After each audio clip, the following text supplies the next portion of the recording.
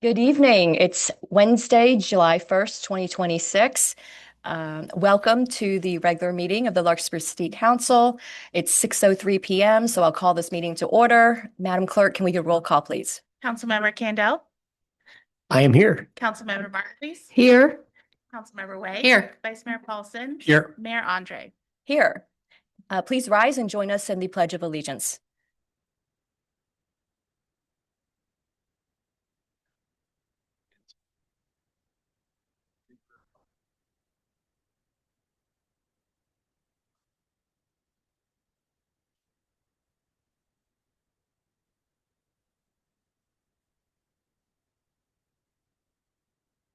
Well, thank you for joining us this evening. I understand there's a big soccer game going on, so thank you all for coming. All right, so we will move on to public comment. This is a time for members of the public to address the City Council regarding items that are not on the agenda. So if you would like to address the City Council, please come forward to the podium and state your name and which neighborhood you're from. Welcome.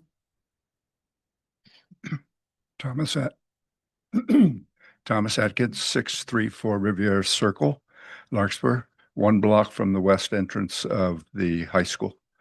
I support the program of the placards and the parking restrictions. However, I find major problems with the placard system that I believe needs to be revised so that enforcement can be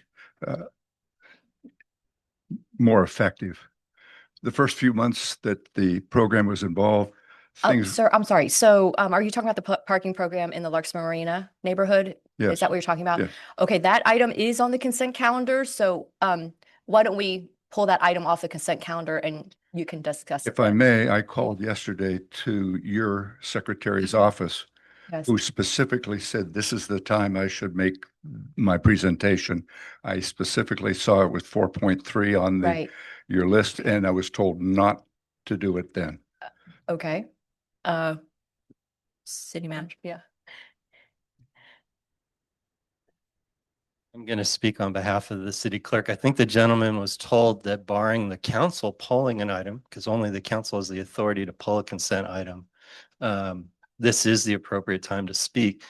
The mayor does have, and as do any of the other council members, the option to pull the item if there's going to be a more robust discussion about it. So neither the answer you got yesterday wasn't wrong, and the mayor's instinct that she'd like to potentially pull the item is correct as well. So. Okay, great. So I'll pull the item off of consent and we can have a more robust discussion. What does that mean? That means that we at the next item here that's coming up on the agenda, we're going to take that item off the consent calendar, and that way you can come forward and make your public comment at that time. You want me to stop now, or? Yeah, if you could stop now and we'll bring you back up. Just so you understand, if you make comment at public comment, we can't have a discussion about it. If we pull it off the consent calendar, then it becomes a discussion item, so we can have a little bit more back and forth. I think it'll be better for what you're looking for. I'm not sure it's important for discussion. It was my intent to inform you of difficulties with the placard system. And maybe I could work with the city manager or somebody to improve the system. Yeah, great. We'll talk about that in a few minutes. Thank you. Okay, anyone else? Any other members of the public who would like to come forward and make a public comment? See none in the chamber. How about anybody online? Looking for any raised hands in the Zoom audience, and there's no public comment. Great, thank you. We'll close public comment. Okay, so this brings us to approval of the consent calendar. I will pull item 4.3, which is a review of the preferential parking program in the Larkspur Marina and Heather Gardens neighborhoods for discussion. Would any other member of council like to pull an item off the consent calendar? Madam Mayor, we missed number 3, which is the presentation of the climate. I apologize. Okay, we will go back to item number 3, which is a climate action forum update.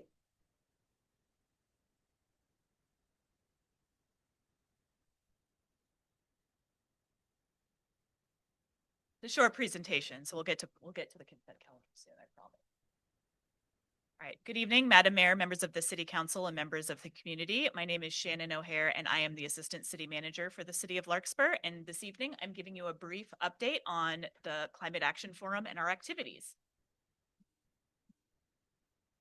So some background for members of the community who may not be aware of the Climate Action Forum or the full breadth of what the forum does. I'd like to think that this room is full of people who are here for my presentation, but we might have some new folks in the house who are here for other things.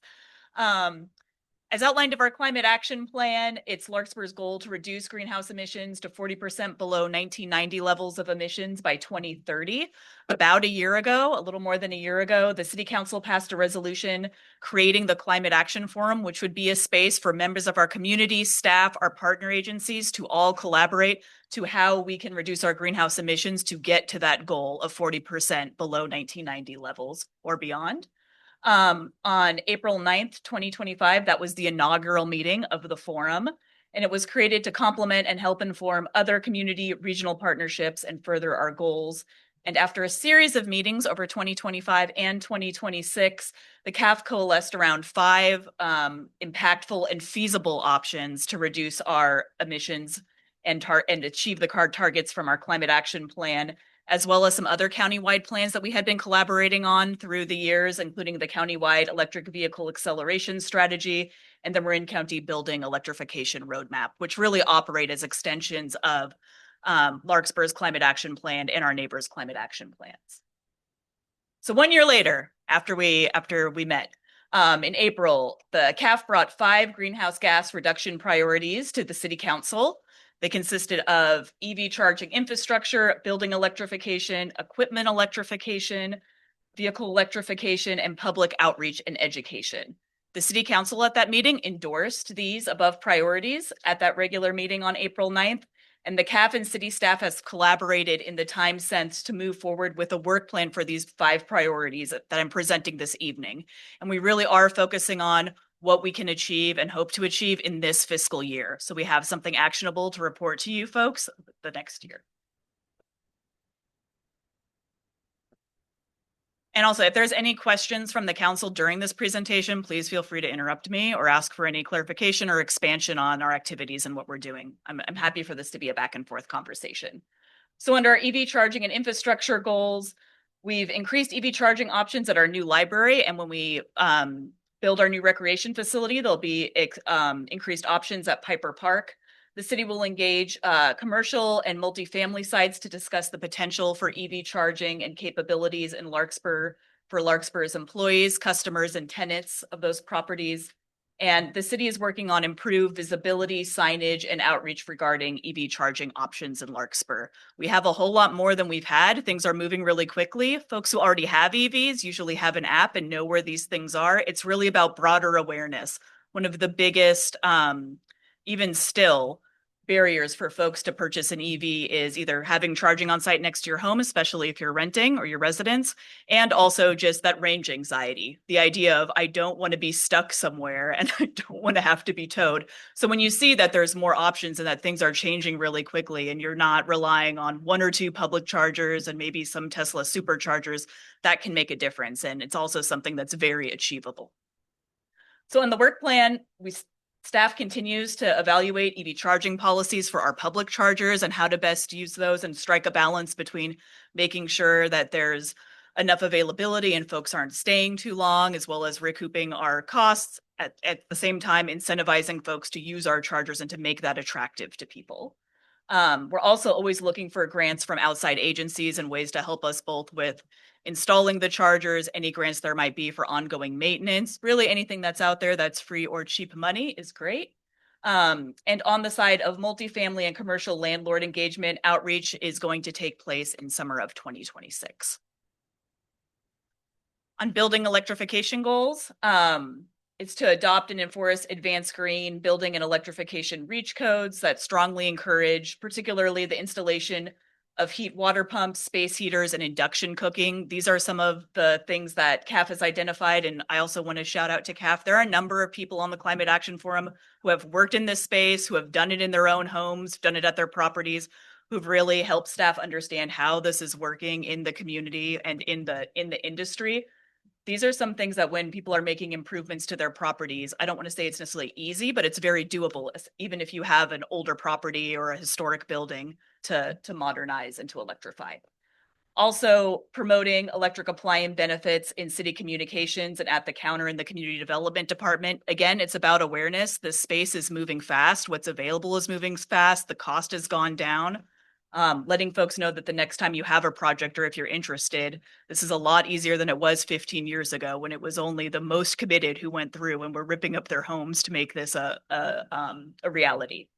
And then also just considering subsidizing or any incentives for replacing gas-powered appliances with electric alternatives. This is something that we're monitoring to see if it's possible to bring to the council at some point if there's opportunity.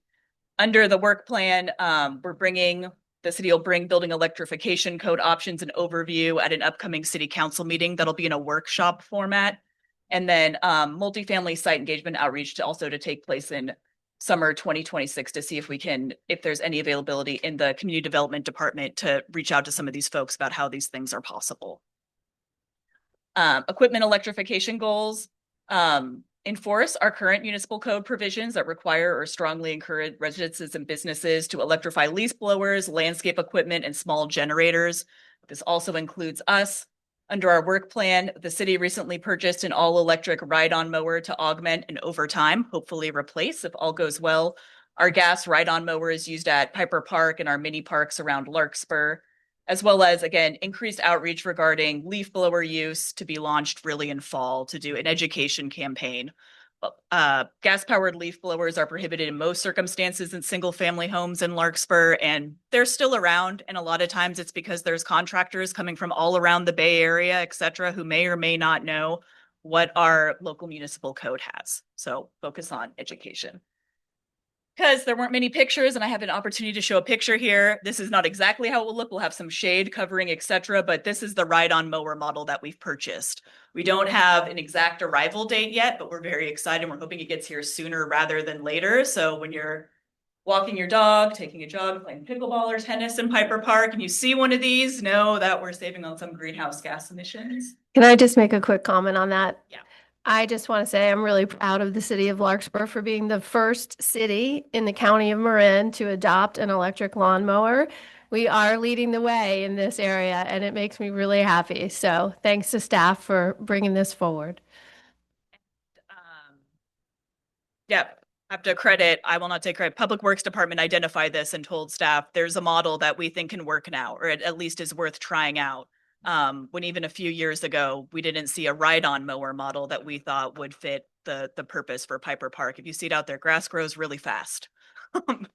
So under vehicle electrification, adopting and implementing city policies to electrify the municipal vehicle fleet on an accelerated timeline, promote and share existing rebates and incentives for EV purchases with the community, promote ride and drive events, EV test drive events, and adopt any model reach codes that require EV-ready wiring for all new residential parking. That'll be part of a building electrification discussion or workshop. Part of the work plan is the goal is to co-host a webinar and one-person event, possibly trucks if it happens, or another tie-in to take place in Larkspur in the next fiscal year that would show off vehicle electrification. We'd be happy to send some of the cool, I'm hoping, very cool electric vehicles we have to touch trucks if they'll have it. So people, again, can see that this stuff exists. It's not sci-fi. It's out there. It's being used. The city's being a leader in this area. As well as exploring staff potentially bringing the potential for increased reach codes as part of the building electrification workshop, and exploring the possibility of free or discounted EV charging promotions for Larkspur residents with newly registered EVs. This would be kind of a contest giveaway or a free promotion to if you used one of our public chargers to see if there's the possibility where you could get a charge point discount for the year. And Shannon, our CMPA fleet is now 50% electric, I understand. Yeah. And to be clear for anyone who might be interested, there is nothing on the replacement schedule in our fleet for the next year for going electric. We're actually making very, very good progress. but the city itself has a very small fleet relative to some of our neighbors. And part of that is we're a small city, but also we don't do water services, we don't do fire services, and we don't do police services. And those have a lot of vehicles associated with them. So some cities, when you hear about their fleet electrification and how many vehicles they're purchasing, it's because they provide those services, whereas our partner agencies provide those in Larkspur. And then the most fun part, public outreach and education. Just increase outreach, the city manager newsletter, and other in-person events. And the work plan for this is that there'll be a special edition of the city manager newsletter in September that's just all climate, right? Do you want to hear about rebates? Do you want to hear about all the cool stuff we're doing? Special edition, put all of the information in one place. As part of that, to add to having compelling content, to add Larkspur resident testimonials, particularly people who've electrified their homes or gone green in various ways, increase our web presence, and increase graphic design collateral related to climate.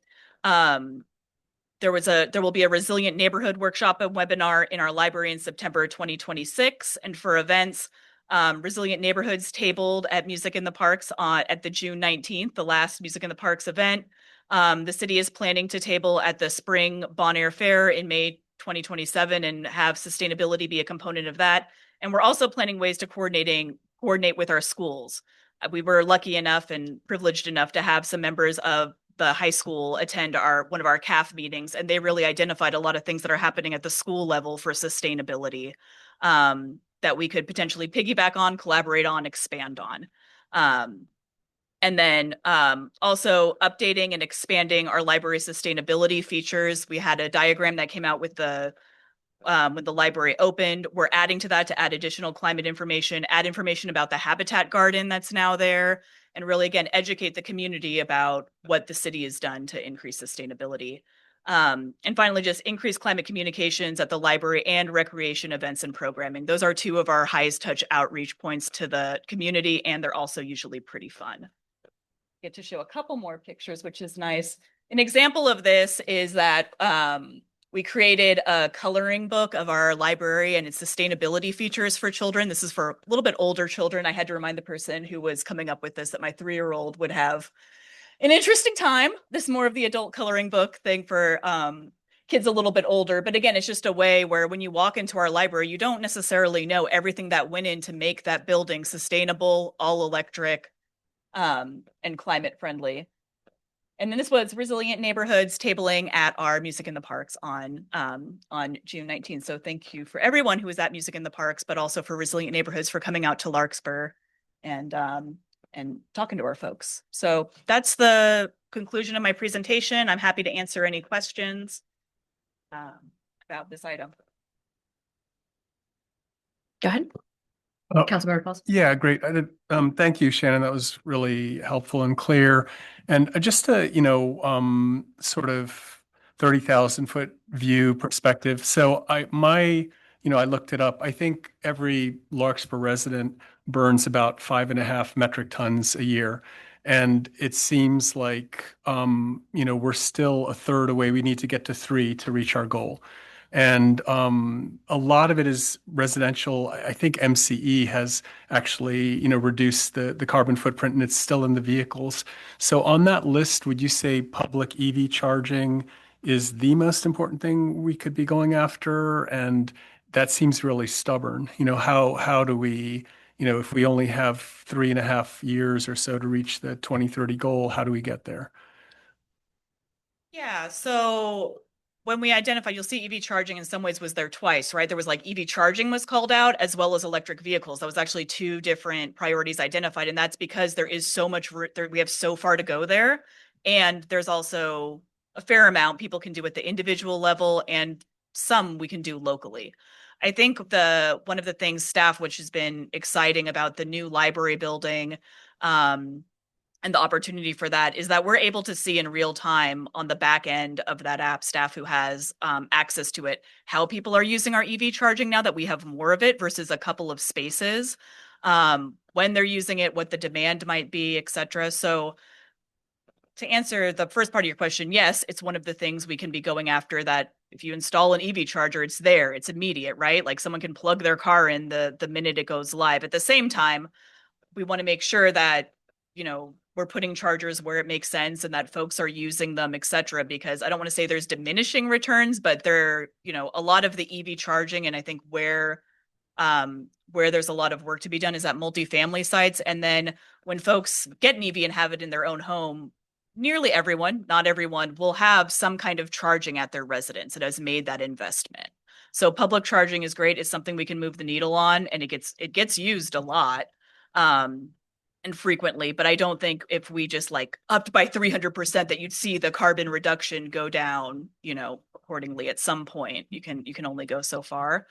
But yeah, transportation's a stubborn area, but we're not alone. We're not alone. The globe is with us on that one. Great, good. Go ahead. I don't have any questions. I just want to make a comment. I want to say that it's been an honor and a privilege to be the council liaison for the Climate Action Forum. We are so lucky to have a really great group of engaged citizens who really care about the climate. Recently, we've been having students from Redwood join the conversation, and that is so exciting to me. We're going to figure out ways to get into Redwood and have more conversations there. And then Shannon has been an incredible partner from our staff and so supportive. And just to go back to what Gabe's question was, as the CAF identified that the best places to make impact were building electrification and then EV infrastructure, since vehicles and buildings are the largest culprits for carbon emissions. The city itself doesn't have a huge footprint when it comes to buildings and vehicles. So what's really important in our priorities is community outreach and education, and making sure we're getting in touch with our residents and informing them of ways that they can make changes inside of their homes and through their driving behaviors and many of their behaviors, very small, simple changes that can actually have large ripple effects. And so we will be spending a lot of time trying to get outreach into the community and educate the community. Look for me on the 4th of July parade. I will be making sure that everybody is aware of our Climate Action Forum and some of the upcoming events. So we hope you all would love to join us. We'd love to have you. The Climate Action Forum meets every other month on Wednesday from 6:30 till 8:30 p.m. at the Larkspur Library. So if you're interested, you can find more information on the sustainability page on our website. Thanks. Thank you. Any questions? Yes. Councilman Kendall. Shannon, great presentation. Thank you. Question, do you know the cost of installing EV charging stations, as far as if there was a person with a multifamily units and they wanted to install 4 of them or something like that? Are they subsidized? How does that work? Depends. But I'll let the public works director. It depends. So the thing to remember about any site is there's the cost for if you have conduit there, and if and if you have enough power for the increased power load for the EV charging, the actual installation of the chargers, which is actually not a huge cost and is where there are a lot of grants out there, and then the ongoing maintenance of those chargers, which can also vary. And especially if you have high use and multiple users and turnover, et cetera, servicing those chargers over time, the servicing of it is actually what can kind of add up in the lifetime cost of having a charger. But I'll let the public works director speak more directly. Okay. Also, do you know, do the companies who were running the EV charging stations, do they do maintenance? Do they subsidize it? Because I'm sure they get some benefit for having their chargers everywhere. I wouldn't say subsidize. There's a number of different ways you can have your chargers. And I speak for this only public. If landlords are doing things, et cetera, they might have contracts I'm not quite sure about or what's offered, at an individual level there or a business level. But if you look across the state at cities and municipalities and public charging, some of these companies, you can totally have them service it. They have regional folks who had it for a while. There were a number of startups who would service them for you and know how to do it. And that's a different model. And then what's pretty common is there's some hybrid of where your public works, usually public works and maintenance, is servicing, fixing the chargers, et cetera. And then when it's a larger issue, the company would come out. And it depends on what's in the contract. Some of it's subsidized, or if you have a warranty, it's not at charge, but I wouldn't say that it's necessarily you're getting a great deal for it. Usually those companies are recouping their costs for ongoing maintenance, and it can add up. Okay. Thanks. Great. Anyone else have any questions? No, thanks. Okay, great. I'll open up for public comment. Would any member of the public like to comment on this item? Seeing none in the chamber, anybody online who would like to make a comment? Looking for any raised hands in our Zoom audience, and there is no public comment. Great, thank you. Well, I just want to say thank you to Shannon, Director, or Mr. Skinner, Director of Public Works, our city staff, and also to Councilmember Margulies, who's really taken this, and it's become, I think, a great forum for our residents to come and talk about, really actionable items that the city can adopt. I mean, we all have to adopt the climate action plans, but I think, cities are, make different rates of progress on our plans. And I think with the Climate Action Forum and Councilmember Margulies' work, I think we're really seeing some measurable improvements towards our climate goals. So thank you. All right. Now we're going to move to the consent calendar, which is item 4. Would any member of council like to pull an item off of consent? I'll pull item 4.3, which is the parking one. Anyone else want to pull? Okay. All right. So why don't we make a motion? Can I get a motion to pass all the other items on the consent calendar? Sure, I'll move the consent calendar 4.1 to 4.7 with the exception of 4.3. I will second that. Great. All those in favor, say Aye. aye. Aye. Any opposed? Any abstain? Okay, motion passes. Thank you. All right, so why don't we talk now about item 4.3? Why don't we get a staff report first, and then we can open up to public comments. Thank you. Madam Mayor, council members, prior to the 2018-2019 school year, a request was made from the Larkspur Marina neighborhood and then joined by the Heather Gardens neighborhood, as in the same conversation occurred in Corte Madera in the neighborhoods that are all adjacent to Redwood High School. The conversation was that they were seeing increases in students parking in their neighborhoods, which is your predecessors for the last 7-8 decades have been dealing with kids parking in these neighborhoods, but it had reached a critical mass. There was concern.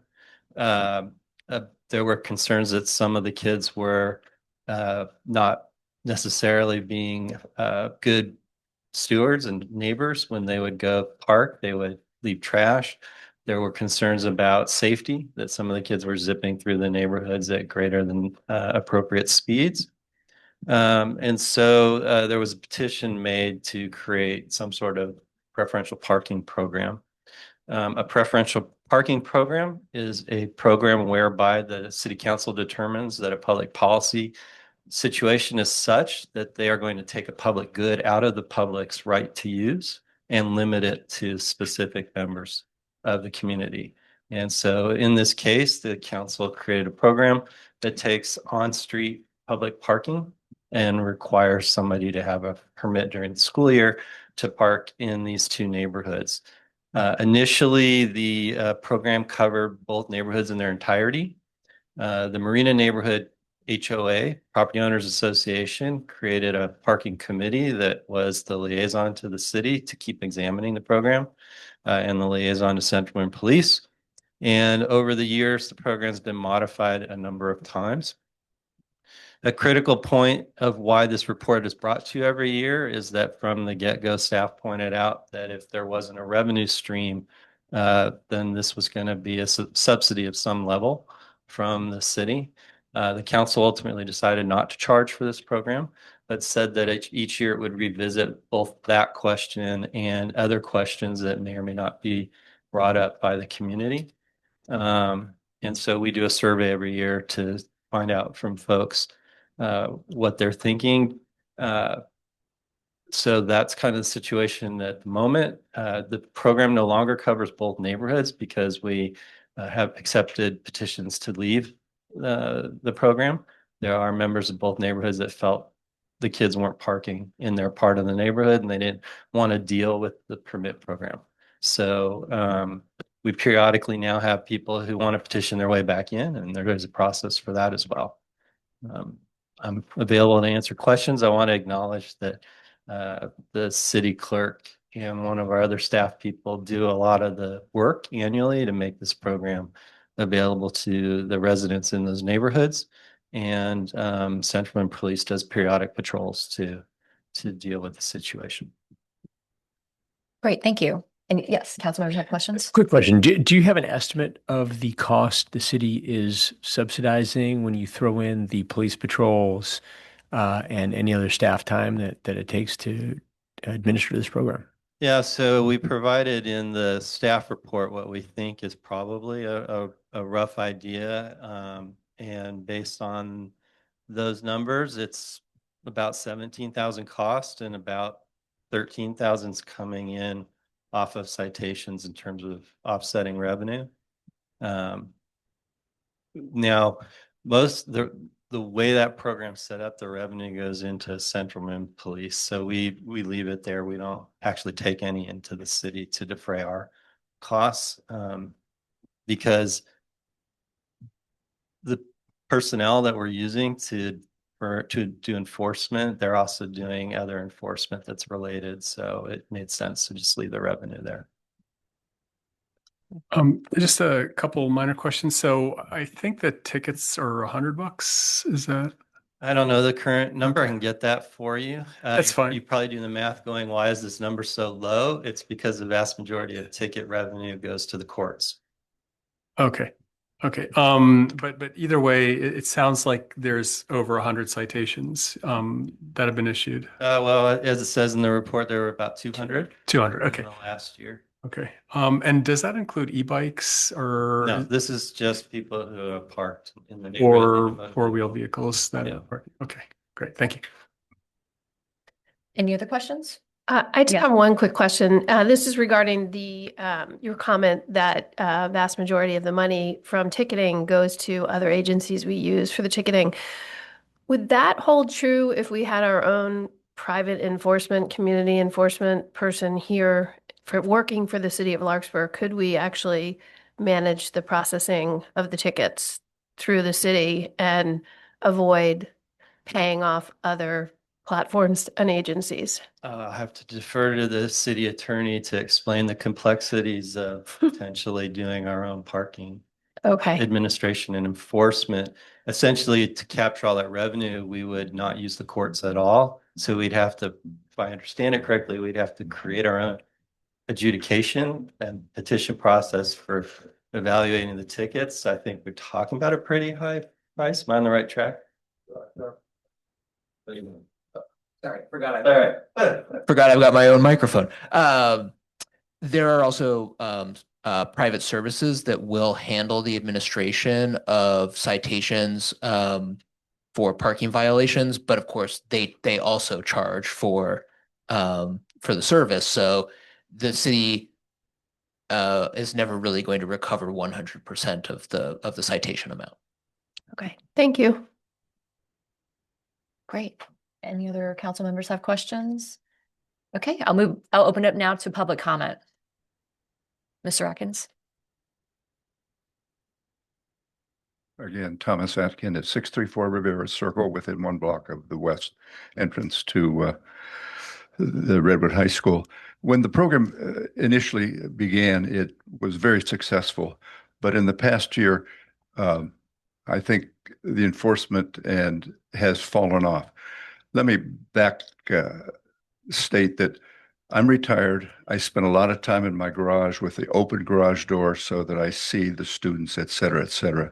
In the past year, anywhere from 8 to 10 students with either no placard or a illegal placard are parking there.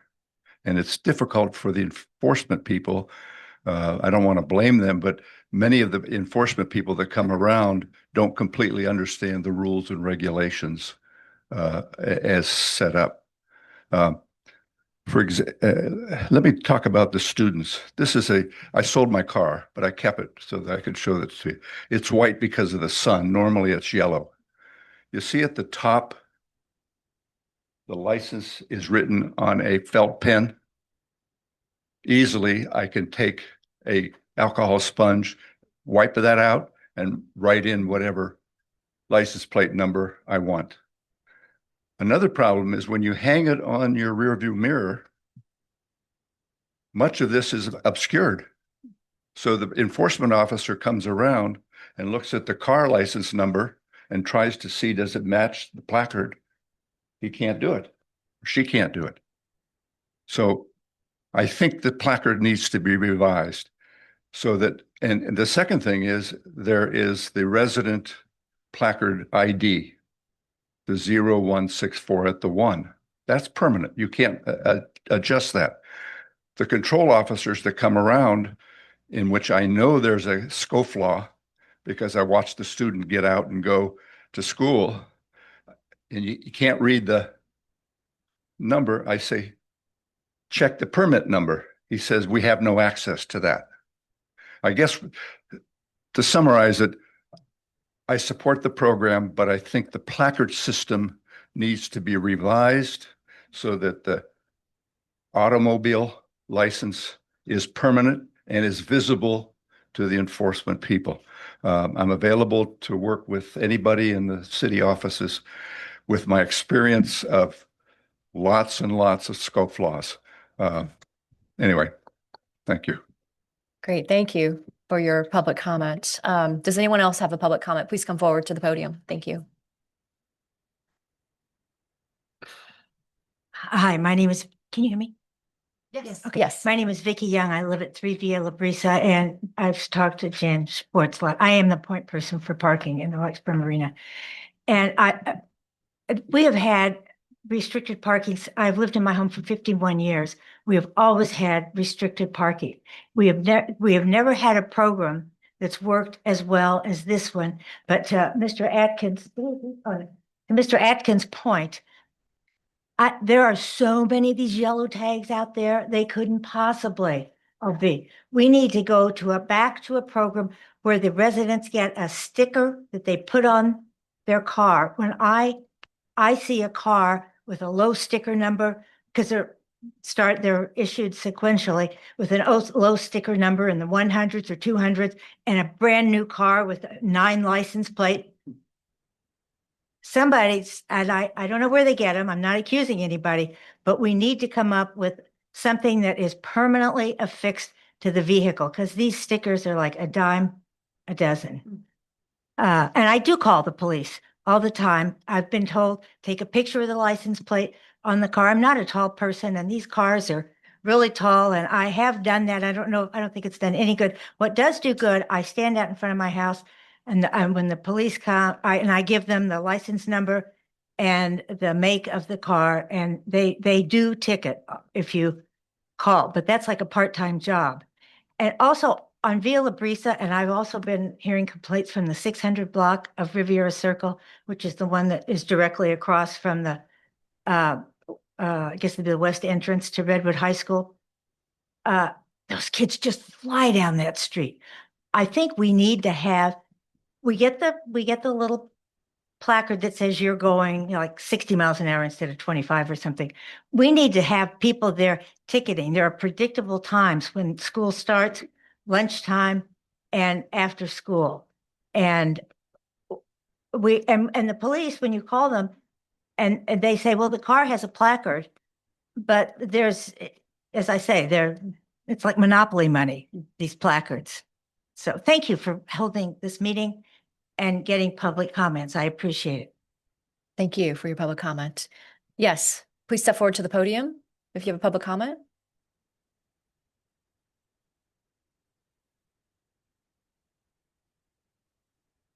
Hi, I'm Deborah Harnett from 50 Corte del Bio, and we also have the yellow ticketing tag hanging off of our section for our street too. There's a series of problems. One is the driving too fast. Sometimes they go as at least 40 miles an hour, even faster. It's almost like a little drag race, especially at lunchtime. They have a short window to eat and they want to be able to go somewhere, and the cars get filled with 6, 10 kids in a car, and then they're driving very fast so they can get somewhere and be back again before their lunch hour is over. Then they come and empty their trash out on the side of the street so that we get to have all their plastic bottles, bags, you name it. That's one problem. The second problem is that they take their yellow sticker and they copy it, and they take yellow paper and they hang a bunch of doodads off of their mirror so it kind of looks like one. And so they aren't really legitimate parking tags. The last thing I want to say is that I am part of the Lagoon Committee and part of the Larkspur Marina Board, and we have taken on $18 million bond so that we can fund the lagoon, which you guys have been very actively helping us build or completed.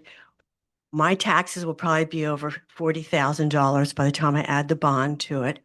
I don't want to pay $50 to have a ticket tag on my car. After spending this much money on my taxes, I feel like I should be able to have some sort of support for the community. We're supporting the community by having a giant runoff basin for everybody. If we need tags in order to help us have our community be somewhat stable because of the high school kids, I think that should be part and parcel of the whole package of what we get for being, giving to the whole community and being part and parcel of everything that's going on. So it's a much bigger issue than most people want to think about and look at it, because there's the safety of the speed, there's the junk that's being thrown out of the cars, there's a lack of respect when the kids are walking 6 wide and 10 wide down the street and people can't drive their cars. It's a whole package of things. So I ask you to really look at it. And I think if we really charged a decent price and really ticketed people, it would fund the whole facility and not have to come from us individually. Thank you. Thank you for your public comment. Anyone else in the chamber who would like to make a comment? Seeing none. Anybody online? Raise hands in the Zoom audience, and there's no public comment. Okay, great. Thank you. All right, so we'll bring it back to council for any questions or for discussion. May I make Yes. some comments, Madam Mayor, from a Yes. historical perspective? Yeah. When this was first brought to the council, we did offer the council how this type of program operates normally, which is that all the decisions are made by the police department and the city administration. Most people have to pay for the privilege of public parking being taken away from the public. None of that happened here. We were instructed to take a lot of direction from the neighborhood. The police wanted people to have stickers on their back window. They wanted in a specific location. That would have made administration of the program very easy for them. The neighborhood voiced that they didn't want that. They didn't want to mar their windows with stickers. So we pivoted to the placards. If part of the problem is that the program that was sort of negotiated with the community isn't working for the community, one of the first decisions is to empower the police to do the program the way they wanted to do it originally, that they felt they could administer. And so I'm happy to have those conversations with the neighborhood, but I think it's important to understand the whole evolution of this program and how frequently the decision in this room has been to try to balance the imposition of the program for people who didn't feel it was necessary with those that did feel it was necessary. And I think that's getting a little lost here. Great.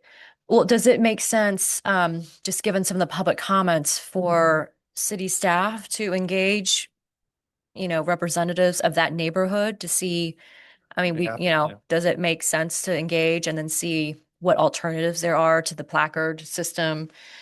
I don't know what we can do about the driving too fast and the trash issues. But certainly the illegal tags or the fake tags,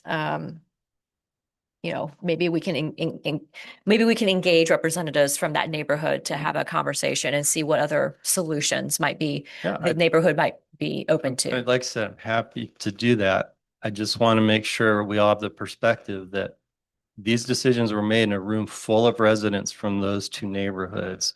And there were all sorts of concerns that were voiced about, I have caregivers that come in. Are they going to get tickets? I often have contractors at my house. Are they going to get tickets? What happens when my son visits? How do I deal with that situation? I don't want to pay for this. I don't want to have a sticker on my window. There was a lot that went into this conversation. And I think before we just say it's not working well, we have to step back and say this program is not designed the way the police said it should be designed for enforcement. So, Understood. um, I was on the council in 2018. I think I'm the only one here who was. So, it was the first of its kind. We had the first opportunity to really consider a permitting program within Larkspur. So it's a work in progress. I think we've heard that there are some aspects of it that work well, and there are some aspects that need refinement. And that's how we should always be looking at programs. I know it was very controversial when we first decided on it in 2018. Brand new, a lot of people didn't know how it was going to work. But really, it was a public safety issue because of the behaviors that were happening with student drivers in many areas. So we still have an ongoing issue with that. And I think it's probably time, hearing the comments from neighbors, that we look at some refinements to the program to make sure it's working the way we want it to. I do remember the pushback from some of what law enforcement had suggested, because the council at the time was more interested in a softer approach. But maybe it's time to really put it back with them because we're not the only city that has a parking permit program for residences. And we're not the only one in Central Marin Police Authority that has this too. So we can use them as the experts to help guide how we make modifications to this program. That's what I would suggest. I think we are the only one now. Oh, did Corte Madera lose theirs? Yeah, I think Corte Madera. But San Anselmo has one. I believe San Anselmo recently started the process, and they have meters, which is a whole different program. Well, then maybe the other jurisdictions we can look to for how they manage their system. We have the largest high school in the Tamalpais Union High School District, Redwood, and there's also San Andreas High School and Temescal High School. So we have 3 in our narrow little area. So we have a unique situation of an abundant number of driving high school students than other jurisdictions do. But this is a problem we can help resolve. So I really appreciate people coming forward, and we can work with staff. And I really think law enforcement is our best guide for this. Great. Yes. I just want one comment for staff. My feeling is we've heard several issues that are related but not related, in the sense that there may be very different solutions to a speeding problem, with a counterfeit placard problem, with a trash problem, and to just ask maybe we consider them individually. I don't know if this neighborhood wants speed bumps or things that throw people down that we've done in other neighborhoods. But I'm just saying it may not have to do with the placard. There may be separate solutions to each of the issues being raised. I don't know if people are going to want those solutions, but I just think they're separate discussions. That's all. You are absolutely right, Councilmember Candel, but I also need to go on the record saying we've engaged both these neighborhoods in my time here at least a half dozen times in each neighborhood about traffic calming. And ultimately, the issue comes down to the traffic calming feels more inconvenient to the residents than dealing with the kids. Not everybody agrees with what I just said. That's what comes to that. Absolutely. And please don't get... I'm not trying to be defensive. Right, It's just but the point there's is, a lot of history to this. I'm not implying, because a couple people made some comments today, that the plan is not working. That's not at all what I'm saying, or we should scrap the plan, or the program that we have now. It's not what I'm saying. What I'm saying is that if neighborhoods are interested in revisiting this, and the neighborhoods want to come up with an alternative, I think we as city council are happy to hear those alternatives. But as you said, I think we've done that. This is what we came up with. Maybe people have changed their minds. Maybe it needs to be revisited, but I just, I think we need more than just a couple of comments to change the plan. That's all. Does that make sense? Yes, I will just remind the council and the community, the council's adopted policies that tell the community how to request these types of things. And so we're happy to have those conversations offline so that we follow a fair and equitable process and it's not driven by public comment in the chamber. I agree. Thank you. Hold on 1 second. Sorry. I just wanted to say, thank you everybody for your comments and thank you staff for all the work that's gone into the program. It just seems to me that one stakeholder that's an obvious stakeholder from the conversation is missing, and that's the Tamalpais Union High School District. And I know they're not the easiest district to work with, but I think they need to assume some responsibility for this. And if we need to increase enforcement, perhaps they need to participate in that. So I'm just curious why they haven't been brought into the conversation, given that they are the neighbors of Marina Vista and Heather Gardens neighborhoods. And is there a possibility to get them to come in and participate and help with the problem? Find a solution that. Well, I haven't had a conversation with them about this particular problem in a few years. Their response has typically been that they're trying to manage the parking on their campus to make it more available to students. One of the challenges here is that students are not allowed to leave the campus once they park on campus. So we have two behaviors that we know are prevalent. We know there are some students who don't want to park on campus because they want to leave at different times during the day.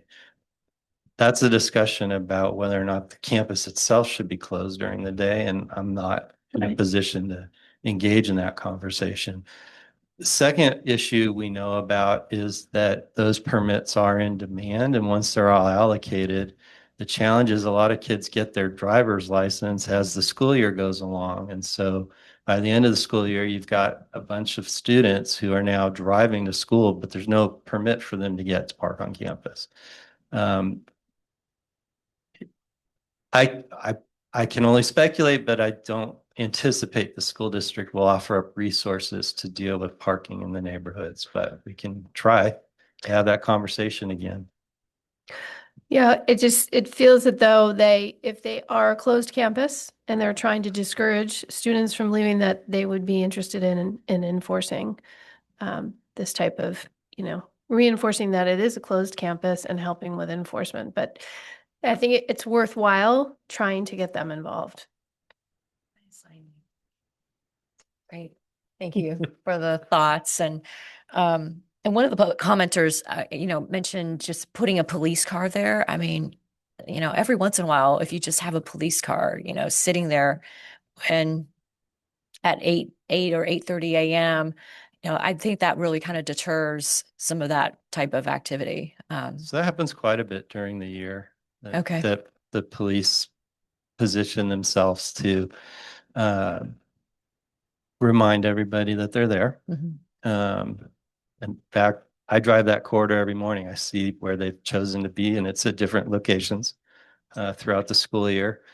I mean, I could go on my high horse for a while. This is no different than the e-bike problem, right? We are giving young people vehicles and sending them out in the community, and they're not behaving well. Not everybody, but some portion of the population. And this seems to be a problem that's growing worse. And unfortunately, whatever should be happening in society to prevent or at least to encourage better behavior from our young members of our community is not happening. Okay, so I think, we've had some good public comments. I think, it would be good if staff could engage the community or representatives of that neighborhood to see, what might be refined or amended in the program. But I think in general, it seems like there's a lot of support for the program from the survey. It seems like people really like the program. It's working, generally speaking, and if we can refine certain things, to help improve and mitigate some of these other problems. I would be interested in finding those type of solutions. Thank you. We've closed public comment, so if that's okay, we're going to move on to the. I just want to be able to get in touch with you. Our clerk will reach out to you. Thank you. Okay, so I'll close discussion on item 4.3. I'll move 4.3. Perfect. Second? I'll second. Great. All those in favor? Aye. Any opposed? Any abstain? Okay, motion passes. Thank you. All right, so now we'll move on to city manager's oral report. Just two items. Since we're going to go dark. The council has chosen to take a summer recess. So after this meeting, your next regularly scheduled meeting is August 19th. And so I wanted to use this as an opportunity proactively to acknowledge a lot of our staff, particularly our public works staff, will be here on Saturday on their holiday to make sure that we all have a wonderful time with the parade. And I just want to acknowledge they're already laying out the signs and starting to set things up. So, and I want to acknowledge that the staff in Corte Madera it's a joint effort. So we fully expect to have a wonderful event on Saturday, and I want to thank them for helping make that happen. And other than that, the one thing I thought I might mention to the council and the community, because I know there's a lot of interest, is we now have a firm date for the Planning Commission's hearing to consider the Mount Tam Racket Club's application to remodel. And that's August 11. And we've moved that hearing to the Krebs Center on the Redwood campus to have a little bit bigger environment, because we do know there's a lot of interest in the community in that particular item, and we didn't feel any of our rooms were well suited if we get a big crowd. So that'll be posted and more information as we get closer to the date. That'll turn it back to you, Madam Mayor. Great. Thank you for the report. I'll open up for council members for any reports. Okay. So I have a couple of areas that I want to report on. Sorry. Here it is. Okay. So the first report I wanted to make was that I was in attendance for the Association of Bay Area Governments, better known as ABAG, the General Assembly, on June 18th. The ABAG has delegates from 101 cities and towns, as well as 9 counties within the San Francisco Bay Area. We convened and voted on ratification of the executive board selection for president and vice president. Susan Adams from Roanoke Park was unanimously elected for president, and Wanda Williams, a supervisor in Solano County, for vice president. The assembly voted to support the operating budget and work program for 26-27. One note for Larkspur is there is an increase in our annual membership fee and assessment schedules. And then we were also provided a preview of RHNA, the Regional Housing Needs Allocation Cycle 7, which is for the planning period of 2031 to 2039. And something that was noted and is important is that they're going to start the planning 1 year earlier than previous cycles, which means that 3 years before the housing elements are due instead of 2. And the housing elements will be due in January of 31st, but it will also give Larkspur about an extra 6 months to do our housing element planning. So that was the Association of Bay Area Governments. I also attended the Transportation Authority of Marin board meeting on June 25th. The director did remind the public that the Metropolitan Transportation Commission, MTC, has planned Bay Area 2060 on the ABAG website, and it's open for public comment until July 23rd. So if anybody is interested, to please go take a look and provide public comments. At that meeting, the board adopted the budget as well for the fiscal year 26-27. They adopted a draft measure 2026 strategic plan for Measure AA funds. And we also allocated some funding to Marin Transit The general manager from Marin Transit reported that for the end of Q1 2026, that their fixed route ridership is up, so that's great. But that the demand response ridership is down. And they believe that's to do with Vivalon increasing their vehicles and availability, that riders are choosing Vivalon over MTC. Two things to note from Marin Transit in June, or I'm sorry, summer, June through August, they have a free youth fair for the summer. And then for this upcoming July 1st, today through the 5th, it's free to get to and from the Marin County Fair. So please use public transport and enjoy it for free while it lasts. Last but not least, I did meet with Ross Valley Sanitary District this week. I want to acknowledge that we have a really nice, strong partnership with Ross Valley Sanitary District. Through continued efforts, we were able to collaborate with them with the King Tides back in January and build our Heather Gardens pump station. In addition to working closely with them on this Ross Valley Sanitary District land that's been up for sale in our jurisdiction. They're in the final stages of negotiating a development and disposition agreement with the development companies that won the RFP award. And if those negotiations don't go through, they do have a very strong candidate in second place. Lastly, they have uncovered that Ross Valley Sanitary District taxpayers may have been overcharged for a significant amount of time. And this is based on the methodology that's used to calculate the regional charges per Section 14 of the JPA. The anomalies that they noted were related to some of the periodic measurements that they do of the wastewater. And their investigation uncovered errors both in the sampling methodology as well as the calculation methodology. So they will be doing a presentation on this at their next RVSD board meeting, which is on July 17th, and I plan to attend and will report back.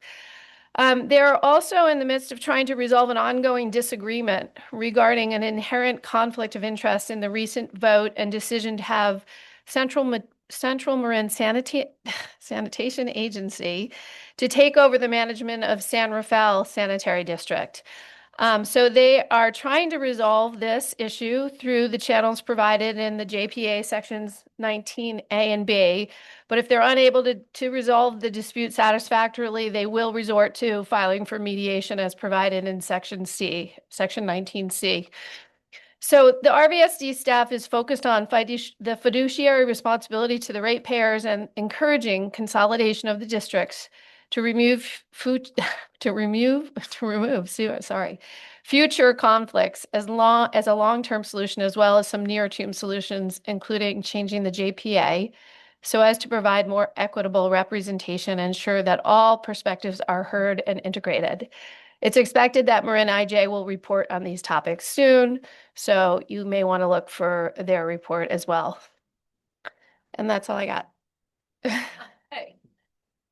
Thank you. That was quite a report. What? Thank you, Councilmember Margulies, for attending all these meetings on Larkspur's behalf and being our representative.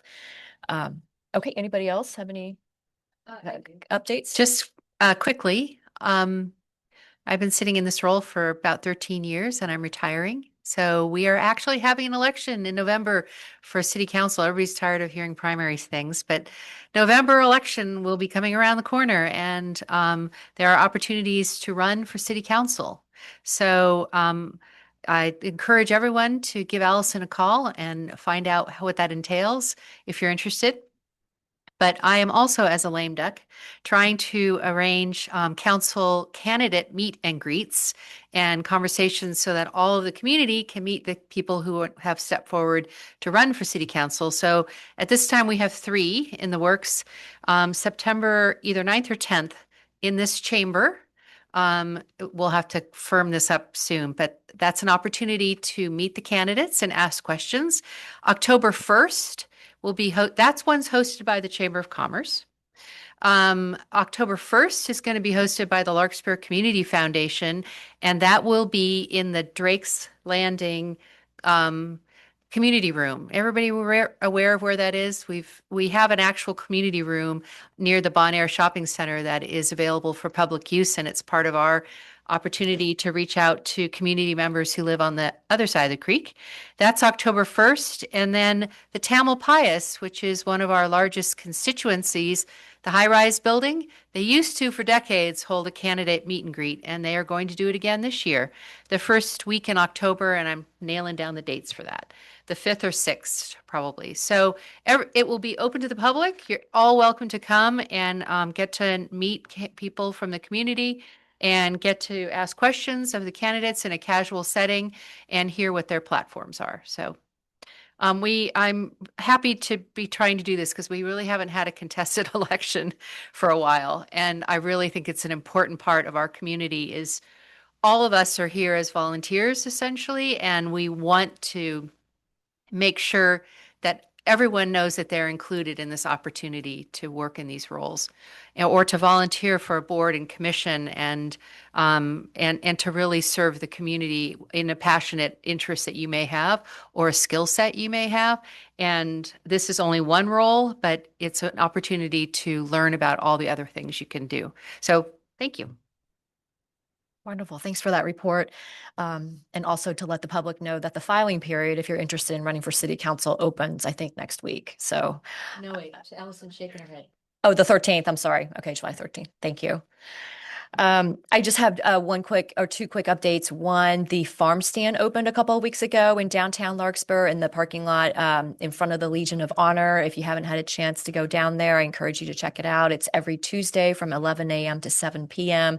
where you can buy fresh organic produce and seafood and flowers and cheese and other artisanal food. Second of all, I think you all know, but Left Bank closed, unfortunately, after 32 years. To the extent that there are people out in the public who are interested in releasing that space, that is a prime location in our downtown, to please get in touch with the city manager. We can put you in touch with the property owner, but hopefully we will be able to release that space soon. Okay, great. So seeing no more updates, we'll move on now to business item 8.1, which is the Arch Street Landing. We will be getting a project update, I believe, from the Larkspur Community Foundation. Or is it Director Skinner? Yes, please come forward. Thank you.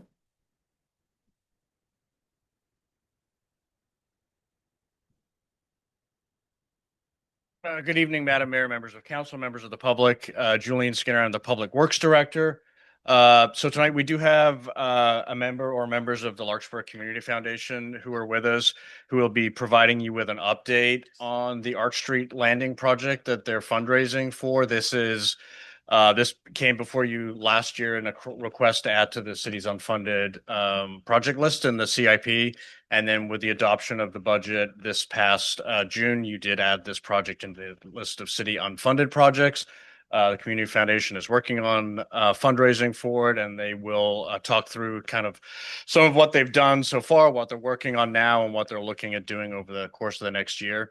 There is another component to this item, which is a request that you act on approving an extension of a fundraising sign at the site for longer than the banner program currently permits, which is 2 weeks. So the city has 3 dedicated banner locations throughout town that we let our community partners use.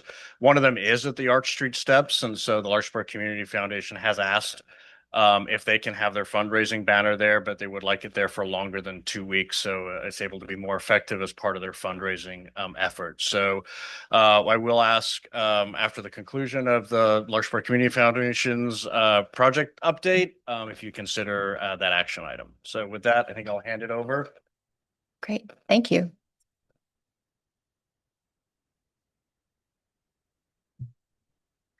Hi, I'm Alicia Alexander, one of the volunteer board members from the Larkspur Community Foundation. First of all, we want to thank you for adding this exciting project to the city's capital improvement plan unfunded projects list. I'm happy to be here on behalf of LCF to give you a brief progress update. After much consideration, as it is not a park or as grand as a plaza, we've landed on the name, the Arch Street Landing, as it's at the landing of the stairs. We're meeting every other week with Julian Skinner from Public Works to coordinate our efforts with the city. We have a landscape designer, Jen Tippett, who did come a couple of months ago and present her concept proposal here. The geotechnical survey was completed. The site is viable for the proposed design. We have met with Marin Municipal Water District, and there is an active water meter on the lot already. So we don't have to worry about setting up a new meter in order to have some irrigation there. We do plan to work with Refugia of Marin on native and drought tolerant plantings and to keep that hillside more natural. We are in the process of presenting our plans to engineering firms so that they can create final plans and give us a cost estimate and get construction bids. And we're working with Mr. Skinner on that. We've set up a fundraising subcommittee consisting of LCF board members to create a fundraising strategy, which will likely include setting up a table at select times at the site to answer questions and generate enthusiasm.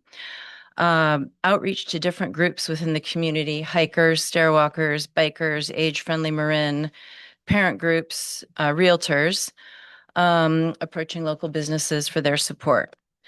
We have unsolicited donations already of $80,000 already specifically donated or designated for this project from people that have heard about it. And we've also applied for to the county for a grant with their community grants and investment program. And I guess those grants can be anywhere from $1,000 to $50,000. So we've got our application in, we'll see. We're hoping that the Rose Bowl will bring in a significant amount of money as well. We have at this time 94,500 sponsorship donations, which is about twice where we were 2 years ago. And the profits from the Rose Bowl this year will benefit the Arch Street landing project. If all goes well with our process, our goal would be to hopefully break ground April 15th next year or so, weather dependent, of course. And we'd hope to have the project done maybe in time for the 4th of July parade for seating.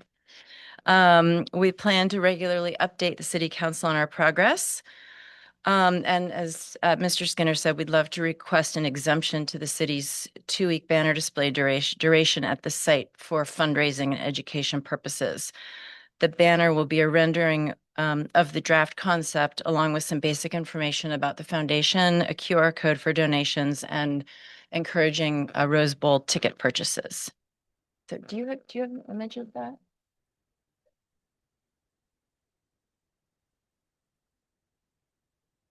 So that's the rendering of the space. So this would be the banner that would go on the posts there in the location. That's all I have. Thank you very much. Oh, for your thank you time. very much for your presentation. It's a lovely plan. Oh, do we have any questions? Yeah, quick question. You're asking for an exemption for the 2 weeks. What time frame are you asking for? So when we put in the staff report, the request is that program is managed by the assistant city manager. And so we've asked that you give the assistant city manager discretion to extend this up till December 31st of this year, based on the needs of the fundraising effort, but give her the authorization to extend it up to the end of this calendar year. And that authorization would include if there are problems or complaints that we would be able to revisit that, I assume, right? Yes. Okay. Yeah. Thank you. So thank you, Alicia. I know this is just a rendering, but as this comes along, I would just encourage you to work with staff about creating a more age-friendly seating arrangement. Those big not concrete, but wooden square blocks with no backrest and no armrest are not considered an age-friendly design. So, I mean, there's opportunities for that to change around, but it's a great place for resting for older members of our community who may have mobility challenges, and those particular block designs don't qualify for supportive seating arrangements for them. But I'd be happy to help you think through that too. Thank you. Great. Councilmember Paulson? Yeah, well, first I want to thank you. I think the rendering at least, it looks really beautiful. It'll be a really nice addition. Minor detail, it looks like at the upper right of the picture, that's the bus stop that's there. And I've been fielding some comments, as a rep to TAM, people have asked, hey, you're our TAM representative. Can you do anything about this, tear it down or something like that? What's the current plan? Like, this is not really even TAM, they punted it to Marin Transit, and then, who's really responsible for that? I can, yeah, so, there's the bus shelter itself is owned by Golden Gate Transportation District, but they don't provide service at this location. Marin Transit does. And so we had approached in the past requesting when Marin Transit were doing their bus shelter renovations throughout Marin, we had asked that this location be considered. But it doesn't meet the ridership threshold that qualified for Marin Transit to move forward, plus the complication of the shelter actually being a remnant from when Golden Gate operated service through there. So I think, we've discussed about opportunities to spruce the shelter up somewhat through this project. I think there's some glass on there that's stained that could be removed, and that maybe even could be done sooner rather than later, and maybe some paint, but leaving kind of the bus shelter in place and just sprucing it up a little bit so it's more consistent with the improvements. And we would simply need Golden Gate Transit's permission to do that. Okay, so they wouldn't be funding this, but they could say no, but we'll ask them to allow us to do this, and I imagine there's no reason not to. Yeah, because they handed over to the tune of 50 bus stops or 100 to Marin Transit, so this is one of them. Okay, Yeah, thank you. We did have a discussion as a board about whether, because we've had people say, well, why don't you just take it out? But we do feel that it's important to provide shelter for people who are using public transit to come into the city, either for work or just who live here that are trying to get places. Great, thank you. Any more questions or comments from council? Okay, great. I'll open up for public comment. Any members of the public who would like to comment on this? Okay, seeing none in the chamber. Any online? Looking for any raised hands from our Zoom audience members, and there is no public comment. Great. Well, I do want to thank the Larkspur Community Foundation working in partnership with our Public Works department in putting together this beautiful plan for a really underutilized space in our city. And I think it will be really beautiful when the project is completed. So thank you for all the work behind that. Okay, great. So Yes, I'll move resolution 5826. great. I'll second that. All right. All those in favor, say aye. Aye. Aye. Any opposed? Any abstain? Great. Okay, good. Motion passes. Thank you. All right, so now we'll move on to item 8.2, the court resurfacing at Piper and Centennial Parks, capital improvement project 27-202. Oops, given Is that, are we going to get a staff That's me. report? Okay, great. Thank you. Madam Mayor and council members, this is kind of an unusual item. We don't normally bring you design elements of facilities like the tennis and pickleball courts.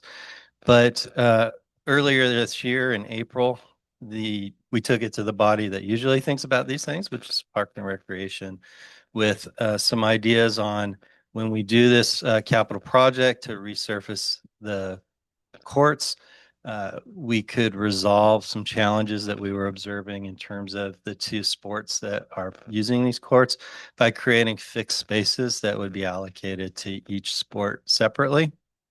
And shortly after the Park and Recreation Commission voted to recommend that to you, which is one of the options before you today, you started to receive a pretty high volume of concern from players of pickleball that that wasn't going to accommodate the needs that had developed on the courts in terms of what the user base likes to do. And so I elected to take on the challenge of sort of seeing if I could get a group of Larkspur residents who are part of these different cohorts together to give me a sense of what's going on out there and if there was an alternative to recommend to the council. And I was pleased to get a lot of interest. And so we had a group of folks representing both tennis and pickleball met with me on 3 occasions to talk about how they use the courts and what might or might not work for them in terms of what they want to accomplish. And it was interesting because I think we quickly heard the concerns from the pickleball community about what Park and Recreation Commission had recommended, but in having the working group started to hear some concerns from the tennis community as well. And it comes down to some of the physical nature of the tennis pickleball courts. Anybody who's been out there knows that not all courts in Larkspur are created equally. Some of them have slopes in them that are sort of a permanent endearing feature or not endearing, depending on your point of view. And some of them are a little more flat and stable. So after listening to the entire group, I kind of came to the conclusion that an alternative was available. It was actually to do the resurfacing and striping to match the status quo. And so that's what I'm recommending as an alternative.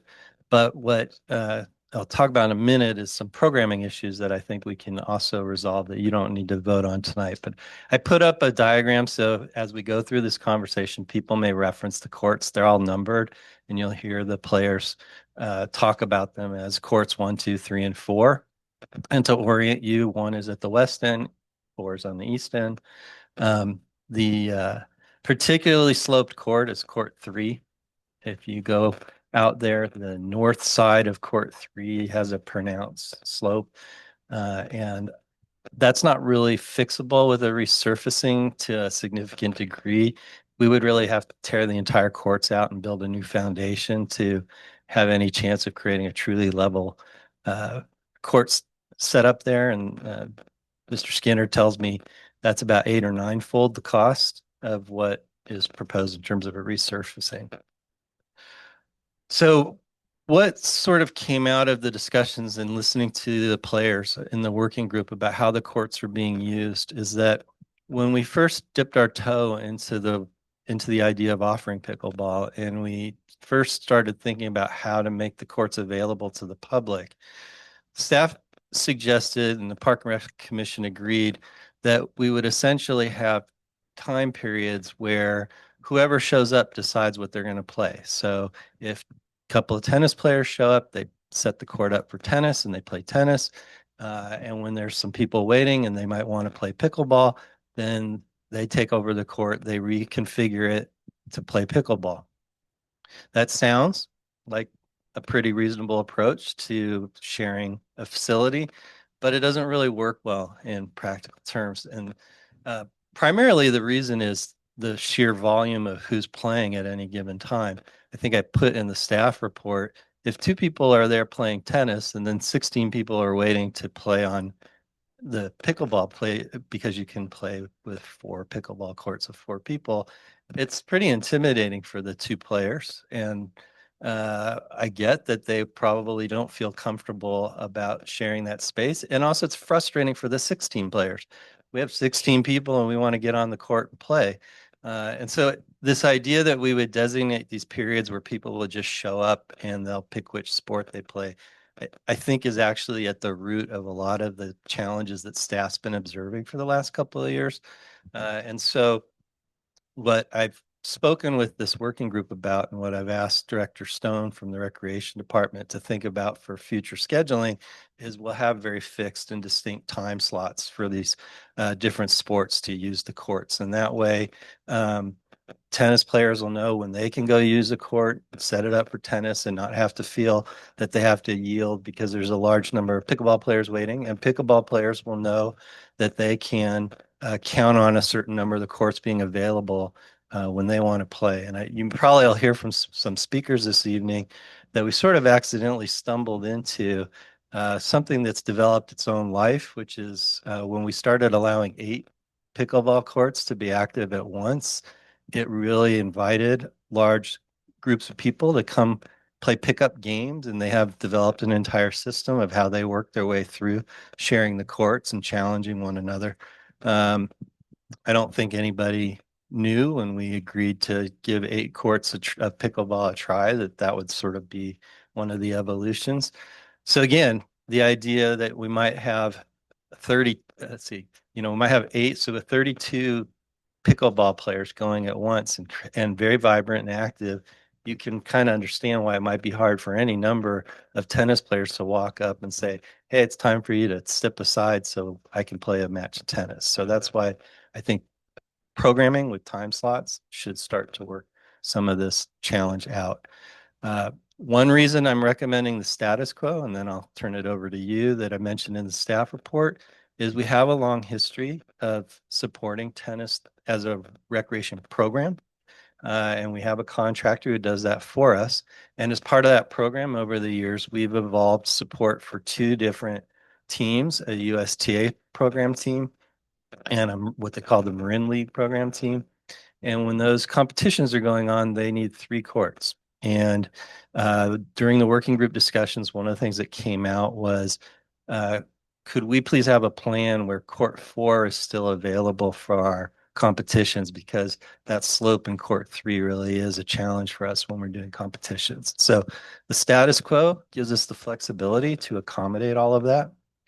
I've also been told by Director Skinner and Director Stone from Recreation that temporary striping is possible. So if pickleball continues to grow and they want to try to host some competitions, we can probably facilitate that rather easily without having to make a significant change out at the courts. So a lot of flexibility by sticking with the status quo, and that's my recommendation. And we're looking for some direction from council today, because Mr. Skinner would like to move forward. This is actually multiple projects, and they are all small. They collectively are about $160,000, but we didn't need the formality of a resolution authorizing a bid this evening. We just needed your direction. Let's turn it back to you, Madam Mayor and council members. Okay, great. Thank you for the report. I'll open it right now for questions from council members. Councilman Kendall. Thank you for that report. And I'm assuming that's a summary from everything that you've heard over the last 3 meetings and collated and you taking that into account. So I appreciate that. You have a lot more information than we do at this point. I have some concerns about the status quo. Status quo is temporary nets that rip up tennis courts. I assume when you say status quo, we're not keeping that we're going to do something different. Status quo is also storing the pickleball nets anywhere, move them to the side of the court or something like that when tennis is going on. And I assume that's not status quo. So can you kind of help me understand when you say status quo, what you mean? Sorry, I apologize. Status quo meant the striping of the court. Okay. The issues you're asking about are relevant. I don't really need direction from you to have Mr. Skinner, Mr. Stone make the additional changes. So one of the things you mentioned was the nets. That was a big concern, that temporary nets were damaging the courts. That is a concern in the current situation. The pickleball players have assured me there are nets that will meet their needs that should not damage the courts, and they have volunteered to work with us to select a product that we will purchase that should not cause the damage they're seeing. What's happening is the nets, the posts of the nets are dimpling the court, and then they're also leaving some rust stains. And when they're being moved, sometimes people are dragging them, so they're scratching up the court surface. So all of that should go away. And then I think we could come up with a good idea of how to park the pickleball nets when something's being used as a tennis court. Right now, we've sort of left it up to the players to sort all that out. And it's not unique to pickleball. It's not unique to tennis. We could walk out to the soccer fields. We could walk out to the volleyball courts. Left to their own devices, people sometimes forget the niceties of leaving stuff the way it should be left. So we'll provide a little more guidance in that regard. Okay. And as far as the striping goes, we're talking about striping 3 and 4 for pickleball and tennis? Yeah. And 1 and 2 strictly tennis. Is that right? Correct. Okay. Thank you. Great. Councilmember Wade? Got my questions. Okay.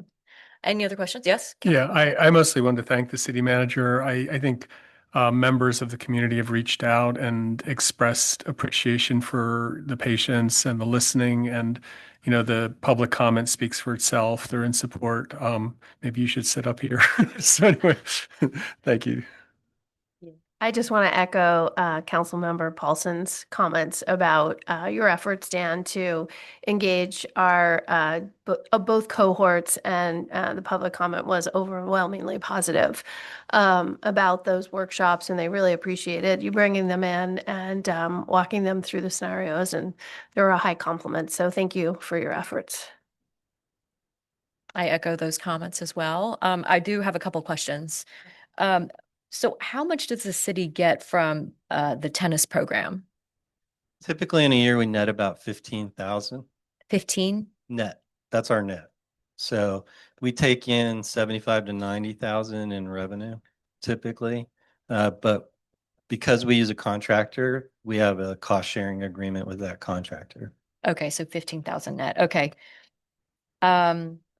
And it says in the staff report, Court 4 will be dedicated or will be used for pickleball outside of these tennis tournaments, tennis competitions. So how frequent are these tennis competitions? It's about 50 to 60 a year. 50 or 60, is that days or what is we? I believe that's days. Yes. Okay, so 50 to 60 days a year. Okay. And then it says Court 3 will be tennis on weekday mornings and before 9:30 a.m. on weekday mornings. Oh, wait, I'm sorry. I'm sorry. No, Court 3 will be tennis on weekday mornings. Okay.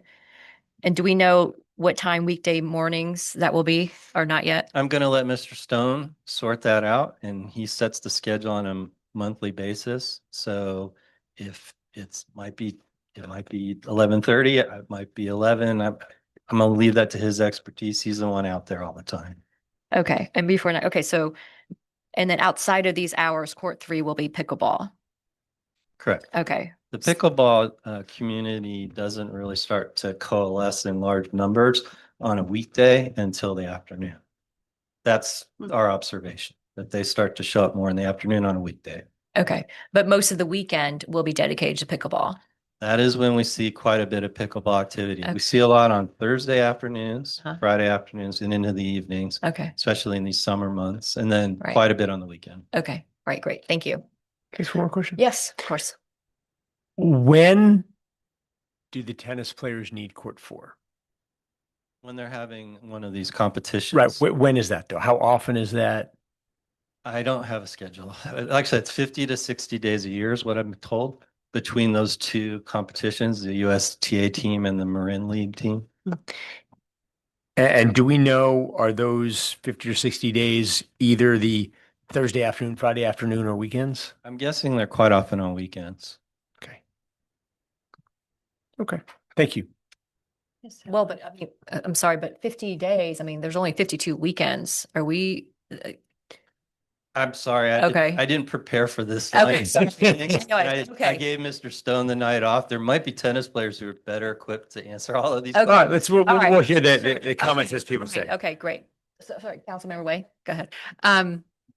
That's a lot of detail but I just had two comments. Thank you very much for all the hard work with this, with the having a group of passionate tennis players and pickleball players get together and kind of hash out. My second comment is this is a fantastic opportunity to plug service on the Park and Recreation Commission, which is an opportunity to volunteer within this community to help set policies like this. And this issue went forward, first of all, to Park and Rec Commission, and they really worked at it. And with the Director Stone. But if you're really interested in how our city parks work and everything, it's a great opportunity to help guide policies, putting that out there. And then the last thing I want to say is we're sort of surrounded by historic photos in this room. And if you get a chance, this photo over here is of when Piper Park was our city dump.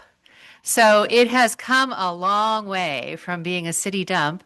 In fact, it was a marshland, and it was for decades used as the trash heap of the Ross Valley area. So it's come a long way. Look at that beautiful picture. It just shows how we evolve in our public parks and our public use. So don't look now because you'd have to come up here, but take a look at that picture. Great, thank you, Councilmember Way. All right, so I will open this up now for public comments. If anybody from the public would like to make a comment, please come forward to the podium. Thank you. Thank you, Mayor, Vice Mayor, council members, and thank you very much to Dan. I was one of the working group and it was excellently facilitated. So I'm just quickly here to talk about, I'm going to call it the Field of Dreams talk, which is really, I think what City Manager mentioned earlier on is this really unique community that has developed out of almost absolutely nothing. In fact, I think it should be a case study for community involvement of something which a city has provided and really allowed a community to thrive. So I'm very passionate about what we do and how much fun we have playing pickleball. But really, I just want to talk about a factual issue here, which is really just talking about 8 courts. So I want to thank the city manager for his proposal for 8 courts. And I do think it's absolutely vital. And I'm just going to talk about that. It's about concentration. So what allows the open play model to work at Piper Park is that there is a concentration of 8 courts with people playing pretty much 4 to 5 hours a day. So I'm guaranteed pretty much any time I go there from 1 o'clock on that I will get a game, and that gets me there. And the nice thing about that is that there's other people doing the same. The other really amazing thing about what's happened is the fact that there is really a beginner intermediate set of 4 courts. And then there's an advanced, let's call it advanced intermediate set of 4, which allows people of very different levels to play, but also to cross-mingle and co-mingle, which I think is a really useful thing. So as an intermediate pickleballer, I've been able to look across and watch advanced players play and kind of pick up things that they do. I want to say that I think Piper Park is probably the foremost pickleball community probably in Marin. It's got a very, very strong reputation. It has a number of very, very strong players in it. We're talking medalists. It's not almost every week on our WhatsApp, we'll get people writing in and saying, you know, so-and-so has won that. So I just want to say that this is really a pragmatic element and that I think the 4-court option doesn't support the open play model. It might support other models of pickleball, but it doesn't support open play. So I'm firmly behind, obviously, an 8-court solution. So thank you very much. And by the way, Richard Benyon, 36 Drakesview Circle. So I'm a Larkspur resident. But before you leave, Madam Mayor, would you okay if we asked you a couple questions? Yeah, absolutely. All right. First of all, and again, I know you're not speaking on behalf of all pickleball players, you know, but from your perspective, are you comfortable with the temporary pickleball courts, with the temporary nets, as opposed to having a permanent pickleball court? Well, so there are two. Let me answer that in 2 ways, and I think some of my co-pickleball players would say the ideal solution, the absolute ideal for us, would obviously to have an equitable solution would be to have 1 permanent and 1 shared. Given that obviously we have 2 only tennis, and pickleball really doesn't have any of its own facilities. So there are football fields, there are volleyball, etc., etc. So I just want to say that the ideal solution would be, of course, for us to have 4 fixed permanent pickleball and to have 4 shared. That would be the ideal solution. But if that's not available, then certainly we strongly back the city manager's proposal. So that would probably be my answer to it. So if you want to talk about ideal and I don't even want to say acceptable, that's not really the correct word for it. So it's either we're happy or we're very, very happy. Okay, so follow-up question. How do you feel about court 3? I've heard that court 3 is very difficult for tennis. Is it also difficult for pickleball? No, it's not. And I just, again, this is and again, please, I've got to be very careful about this. I don't want to seem to be anti-tennis in any way. I've played tennis, I've played squash, I've played pickleball. I love racket sports. So the pickleball community has no issue with court 3 in any way, shape or form. So if somebody said, look, guys, we'll give you court 3 as a permanent, I think you're going to see a lot of very happy faces in the room. The issue was, and it's kind of, it's a difficult one, is tennis would like court 4 for USTA, but would like court 3 for practice because then there are 3 contiguous courts. So it's this difficult scenario of saying, well, we want 3 on these days, but we want 4 on the other days. And I think that's the issue. But certainly from a pickleball community, we don't mind court 3 because the slope has a lot less impact on pickleball. I'm not saying it's ideal, but it's half the court size. So pragmatically, it affects pickleball much less than it does tennis. So hypothetically, and again, just throwing ideas out there, if court 3 were a permanent pickleball court and court 4 were a temporary court, on behalf of the pickleball community, that would be something you're comfortable with? I think it would probably be more than comfortable. We'd probably be doing cartwheels down the street. Those are my questions. Thank you. Great, thank you. Excellent. Thank you. Thank you very much. Was it Craig? And was there anyone else, a member of the public who would like to make a comment? Please come forward.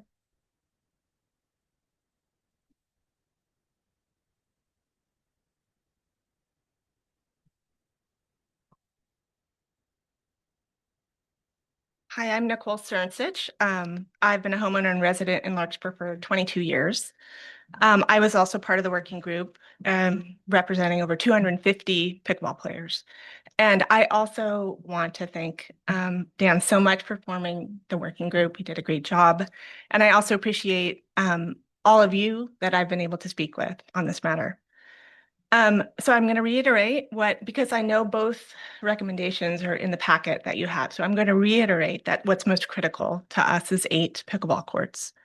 So we don't support the recreation director's recommendation because it reduces our number of courts from 8 to 4. And it also disproportionately favors tennis, 75% to 25% for pickleball. So we generally support city manager's recommendation because it does recognize that critical need for 8 pickleball courts. The scheduling that we talked about was more favorable. It was about 40% for pickleball, 60% for tennis. And the only thing that it falls short for me is what Richard was talking about, is that it lacks some physically dedicated court space.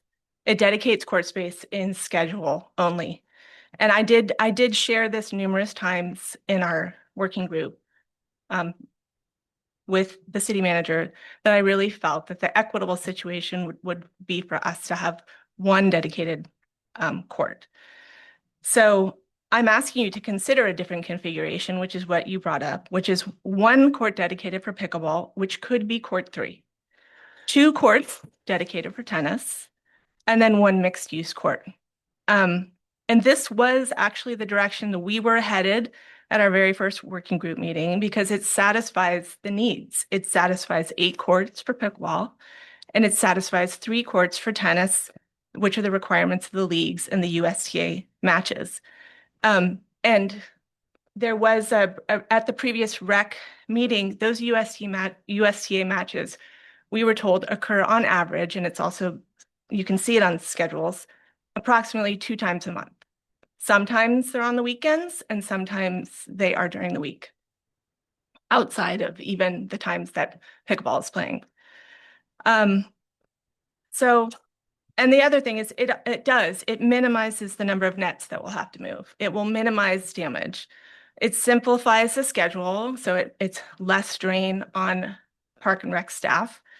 And it will also easily identify when people who are new and show up and come to the park, will easily identify this is where you start to play pickleball, as opposed to trying to look at a schedule, maybe ending up on the wrong court. And then lastly, we do believe that this is the most equitable solution because it gives both pickleball and tennis players the number of courts they need, courts physically dedicated to both sports, just like all of the other sports that are played at Piper Park. And it's a mixed use compromise that we both have to share. So thank you so much for your time, consideration of this. Great. Thank you, Nicole. Does anyone else want to make a public comment? Can I ask, is there anyone from the tennis community here? Couldn't you come up and make a comment so we could ask you some questions?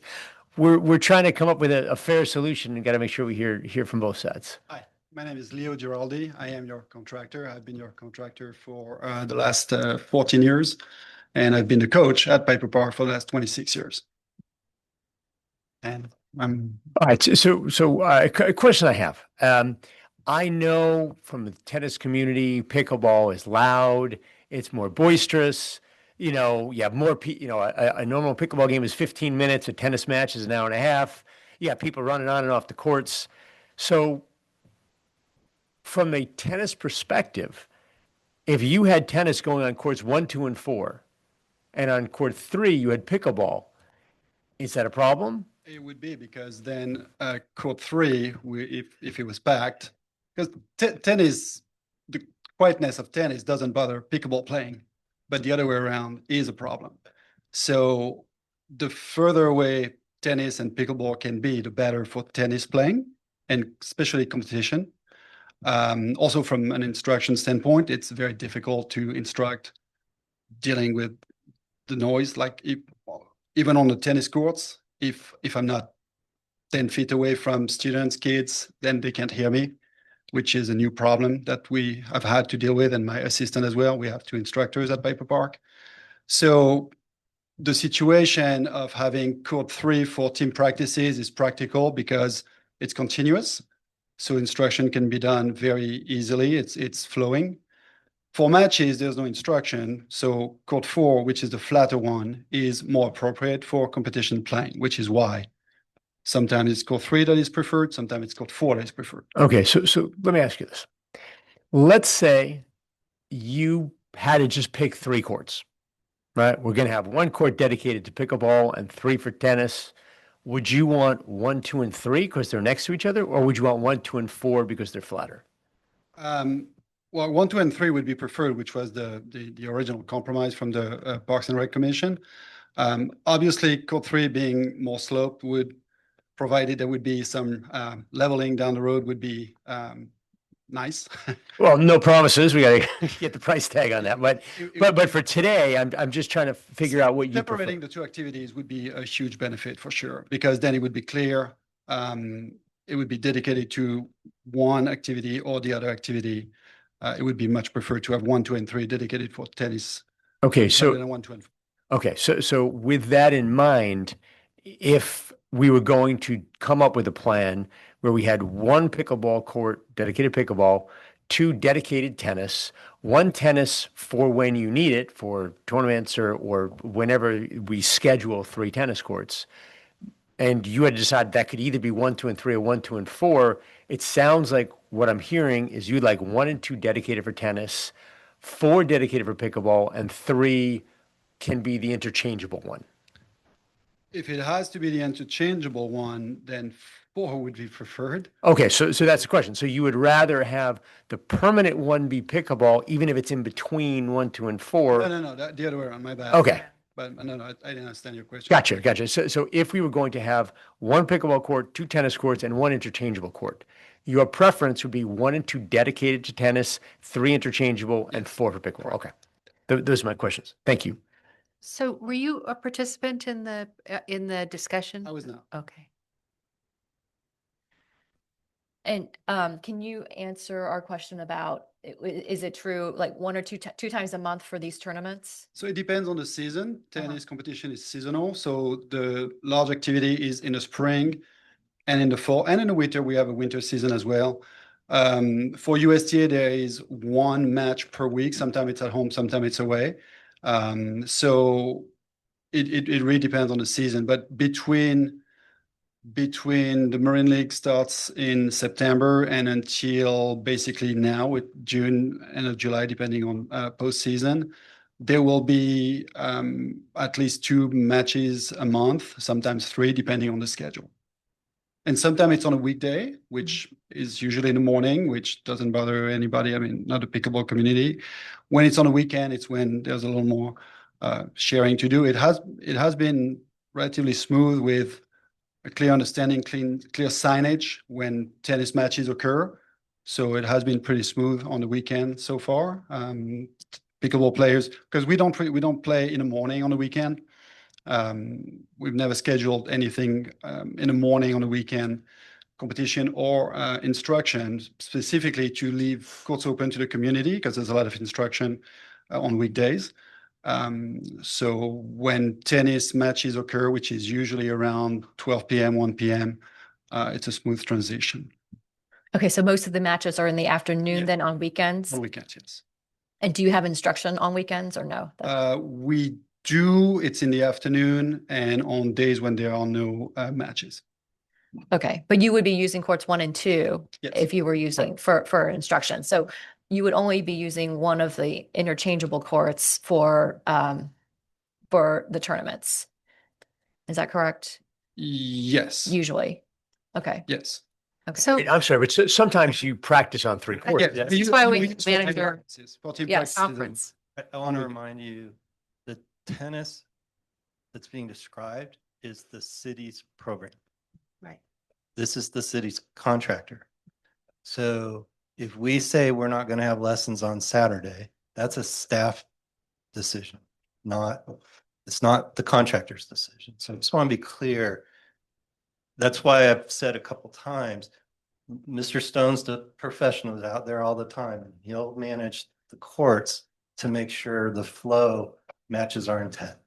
But I encourage you not to get too set on the answers you're getting right now from a contract employee of the city. Okay, great. Thank you. And I just think, I mean, we had a lot of conversation about this at a previous meeting, and we as a group empowered our city manager to negotiate sort of on our behalf to get together with groups of both interest groups, hear both of their concerns, hear from the Park and Rec staff. And I don't feel like we should be relitigating this, if that's the term correctly, because this is what we empowered our city staff to do and give us a recommendation. So, I mean, we can hear from people's comments and things, but we were giving direction to staff to do all this homework for us, do the synthesis, get the conversation from all sides or the sides that were passionate and come back with a recommendation. And I feel comfortable that they came back with a recommendation for us based on due diligence and evidence. And I feel like we're sort of opening up the can again. And I'm not sure that that's going to be helpful. Well, I do want to finish hearing from the public though. So. Oh, yeah, I yeah, agree. I let's just finish hearing from the public. If I could, Thank you. I Yes. want to be clear. I'm not commenting in any way on the discussion you're having about the third alternative that was submitted to you through the public. I just wanted to make sure we don't lose sight of it's the city's decision to program lessons and whether or not to facilitate league competition. So Okay. I just want you to recognize that Okay. aspect of this. Great. Thank you. Okay. Thank you, Mr. Giraldi. Thank you.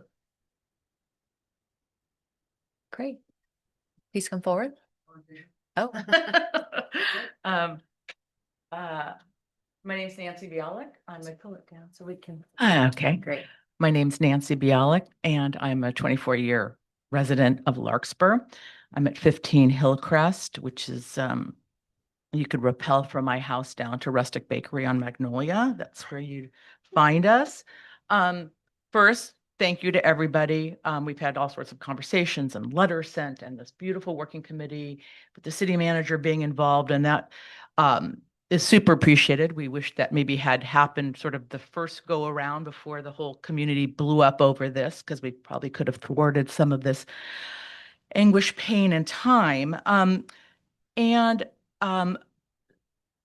You had heard already, so you got to a lot of the things I was going to say in terms of my presentation. I think as a group, we fundamentally agree with the proposal that 8 courts at minimum is supports the level of numbers that we have. We could probably have more. I bet you we could fill up all 4 tennis courts, but in that regard, we've left 2 tennis courts alone, deferential to the programming of the city and whatnot. So we support the 8 for sure.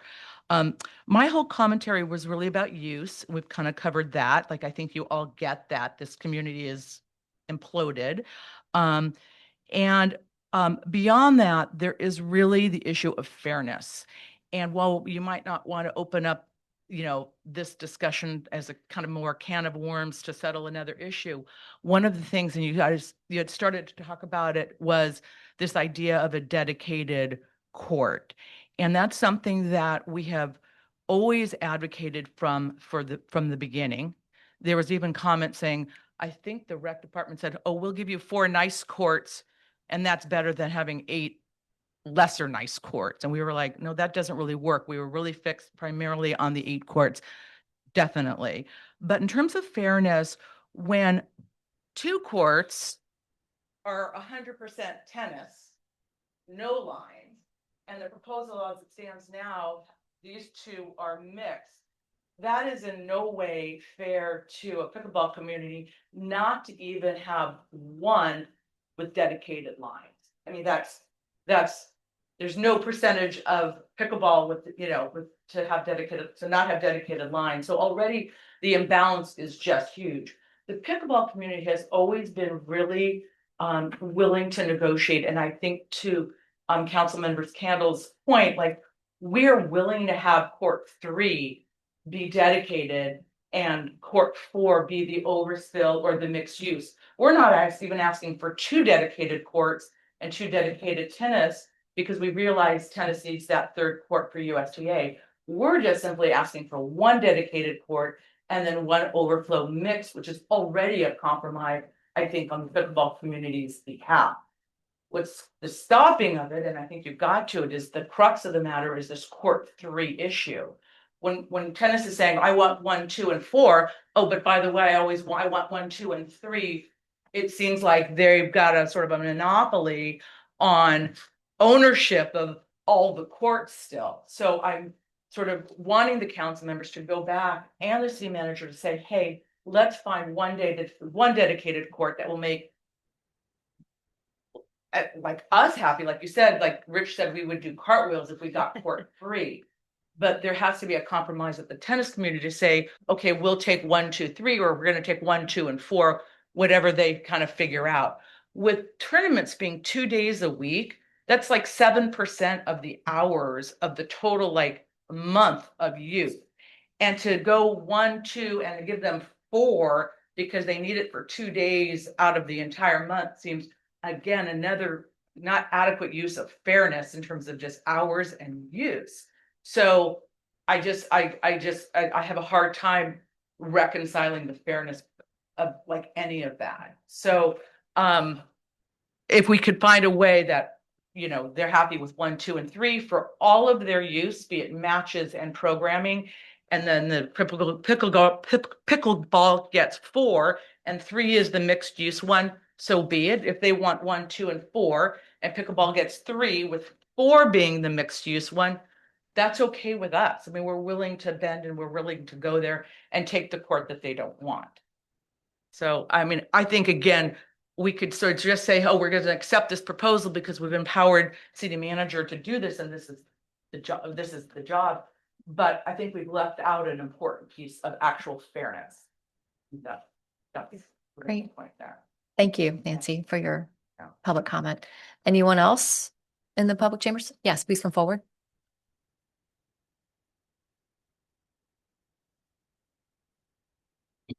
Hi there. I'm actually not a resident, but I am Nicole Cernsich's sister. My name is Michelle Cernsich Hodge, and I happen to be coming as a colleague in a different space. I am a Mill Valley School District board trustee. I'm in my 2nd term. And if you've ever read the IJ, you know that we have been very active dealing with very dynamic discussions around our middle school and use of public funds, and how to, in the context of your work as a board, how do you make the best decisions for your community? And so I just wanted to share a couple of different kinds of thoughts in that. What I do know is there's $160,000. So there is a fiduciary responsibility that the board has to kind of high level, okay, what's our why? We need to spend this money to accommodate our community, listen to our community. The other thing is to have data. What we do a lot now, we're in the ed space where we're driven by data, but is to ask for data from our support staff and make sure we have good, solid data, because we all know that when people get passionate, they come with their their feelings, and they come with their impressions or their biases. And so as a board member, I just would like to, you know, hope that you've been given the proper amount of data and that it's been researched, and I don't know if that's the case, but I was wondering, was there any kind of proper survey done or evaluation of use? As this is an evolving thing, I want to also give you context. I have no bias here because even though my sister's deeply passionate about pickleball, we come from a very long line of tennis players. I'm an MCAL Tam High proud doubles champ, and our middle sister was ranked in Northern California in tennis and played for Berkeley for a couple of years.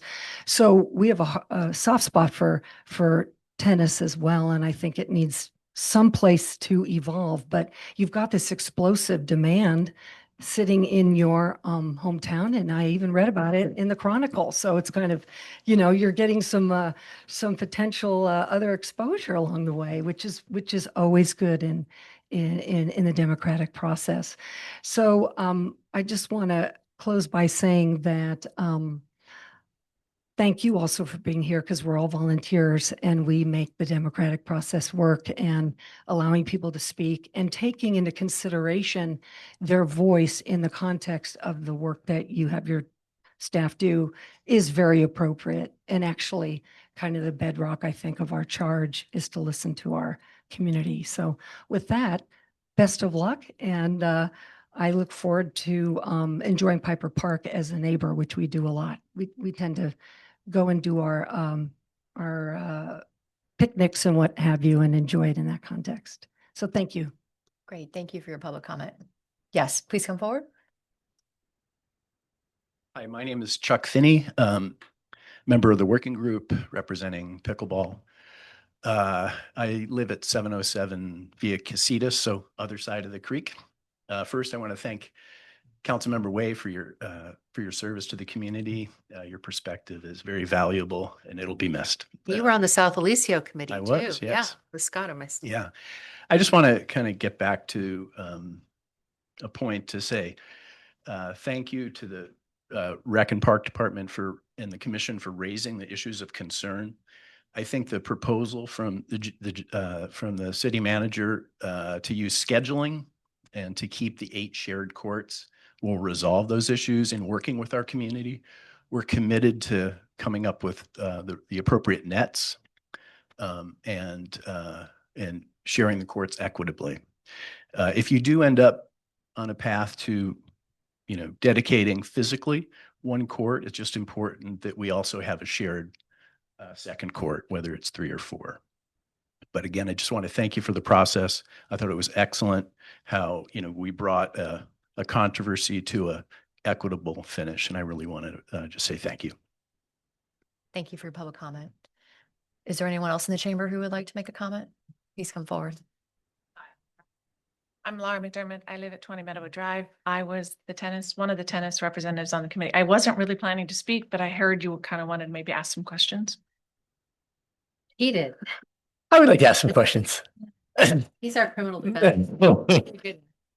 No, so I want to make sure that we're being fair.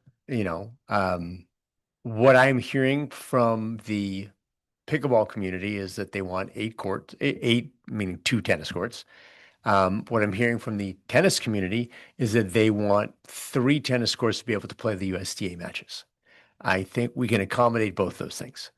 The question that I have is that I play tennis and pickleball. And I have recently been playing on pickleball courts that have been dedicated to pickleball. And it's so much nicer. I mean, you don't have like 20 different lines, and it's just a different feeling, and it's nice. And I am leaning towards providing that. But I want to do it in a way that is at least disruptive to tennis as possible. And I've heard tennis is not happy with 3 because it's got a slant, and it's not happy with 4 because if you have pickleball in between the tennis, then that's a problem. So I'm trying to understand from the tennis side of this, What would you prefer? If we were going to have one dedicated pickleball court, which would you like it to be? Preference isn't what's on any of this, but so I think, and I have to give Dan respect, I was able to attend two. Work-wise, I was traveling. I did not attend one of them. He was trying. I think all of us no one's happy. It's a compromise. It's a compromise. And it's a continued compromise. It's a continued ideally, we're all going to talk about ideally, and it came up, and I think I said it the first time when this all heated up a couple months ago. I think you have enough interest here. Let's start looking. We were asking, I think a couple of us on the committee, can we start putting in infrastructure for a dedicated pickleball? Not pulling from the tennis, but possibly, for example, I did hear the beach volleyball that's there.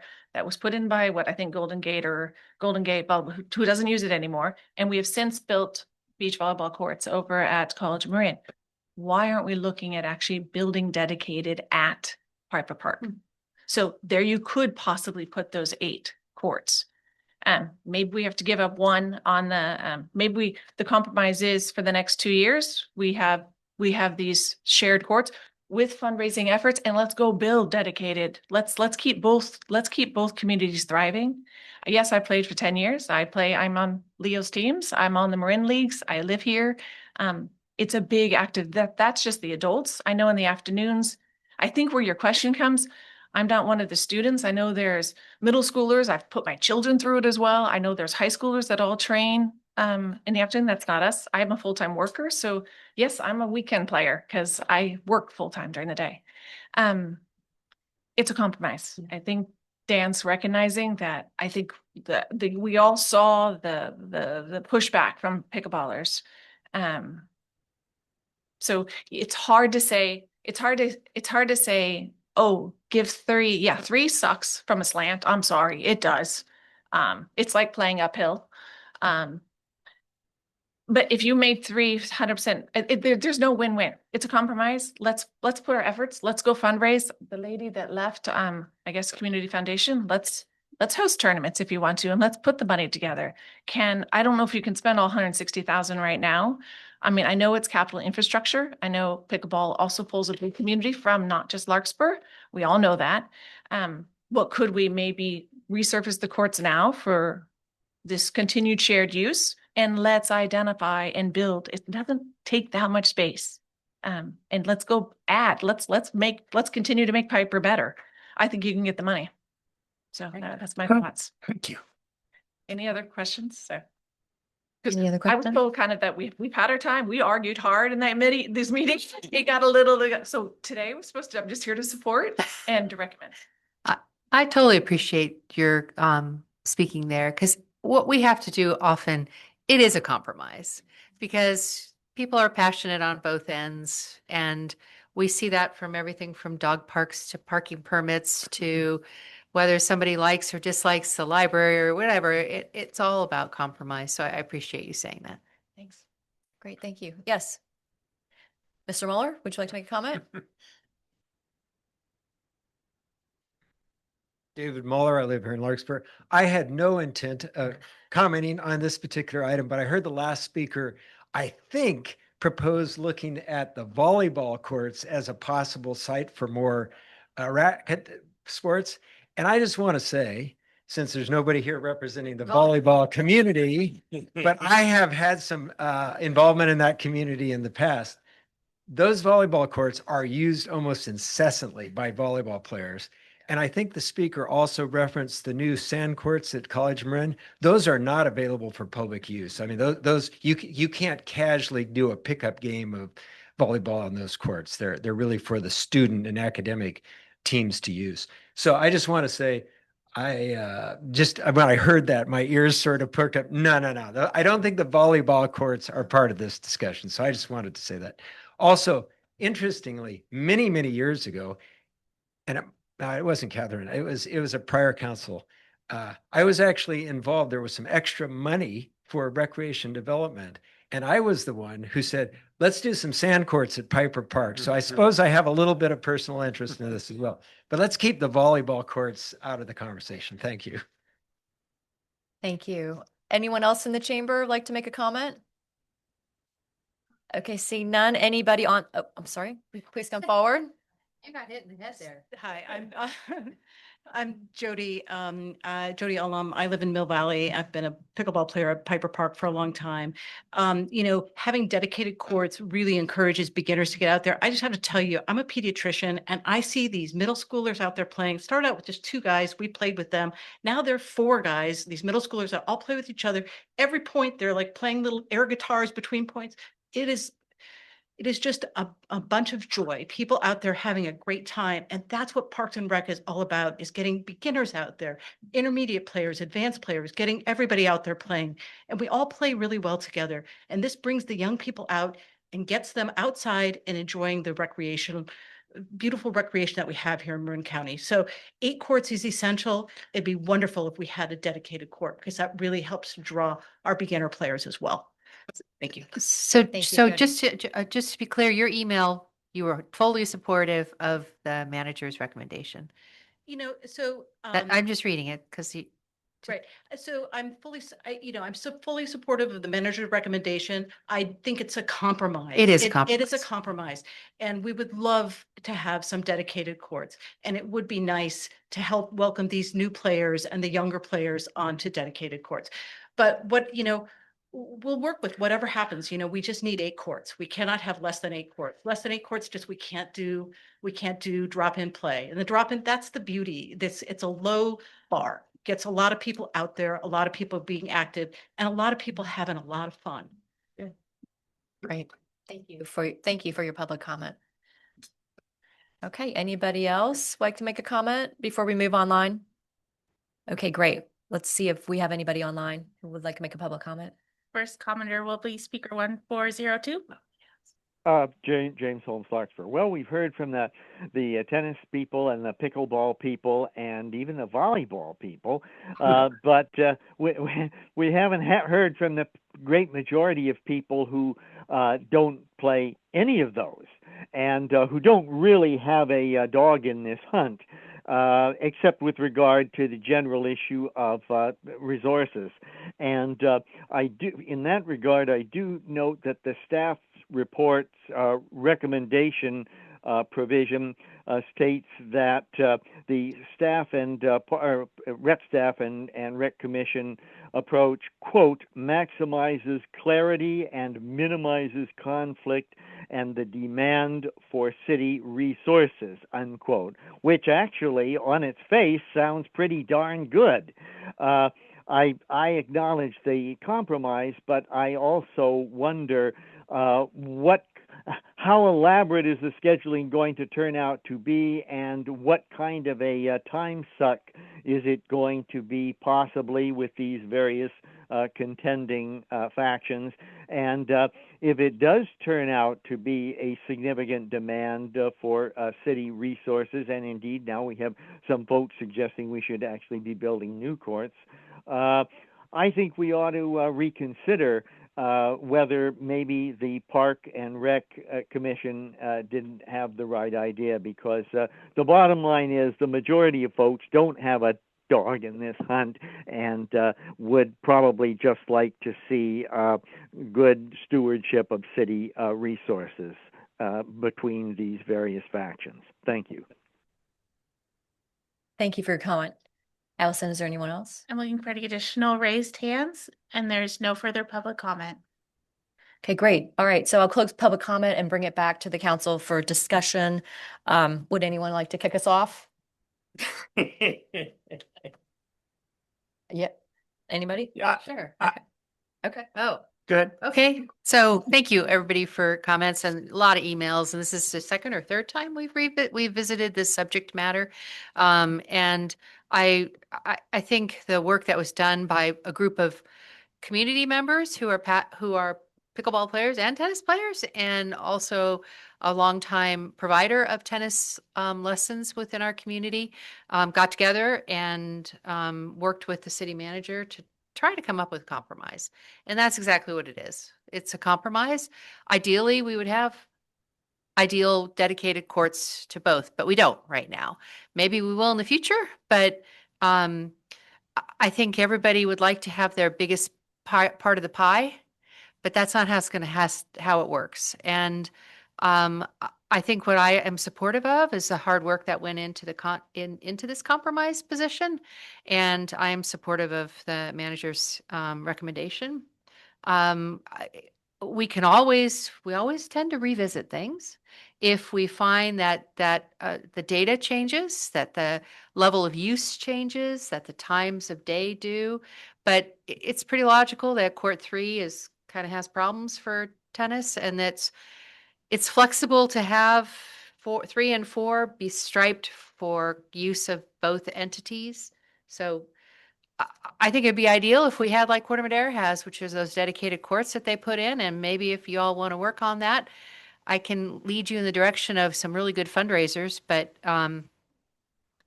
that's where I'm leaning at this point. Okay, great. Anyone else want to express an opinion? Yep. So I play pickleball and tennis. I've played both. I've played tennis, ever since I was little. Pickleball is relatively new. And for a long time, well, it hasn't been that long, but in the beginning, pickleball was just a trial. Let's see how it works. Let's put a temporary court and see. Pickleball has grown at this point to where it's as popular as tennis, if not more popular. And I think it is time for us to recognize that pickleball players are equal to tennis players. They're not. It's not the pickleball players just trying to have a temporary net put on so they can play. I think that's where we have gotten, and I think that the working group did a fantastic job in identifying pickleball players need 8 courts, tennis players need 3 courts for the USTA tournaments. I agree 100% with that, and I fully support the work the working group did. The only place where I differ is I have played on temporary pickleball courts and I have played on permanent pickleball courts, and there is a world of difference. There just is. It's just nicer. And I feel that we are shortchanging our pickleball community and making them feel like second-class citizens if we say, well, you can have 2 temporary courts.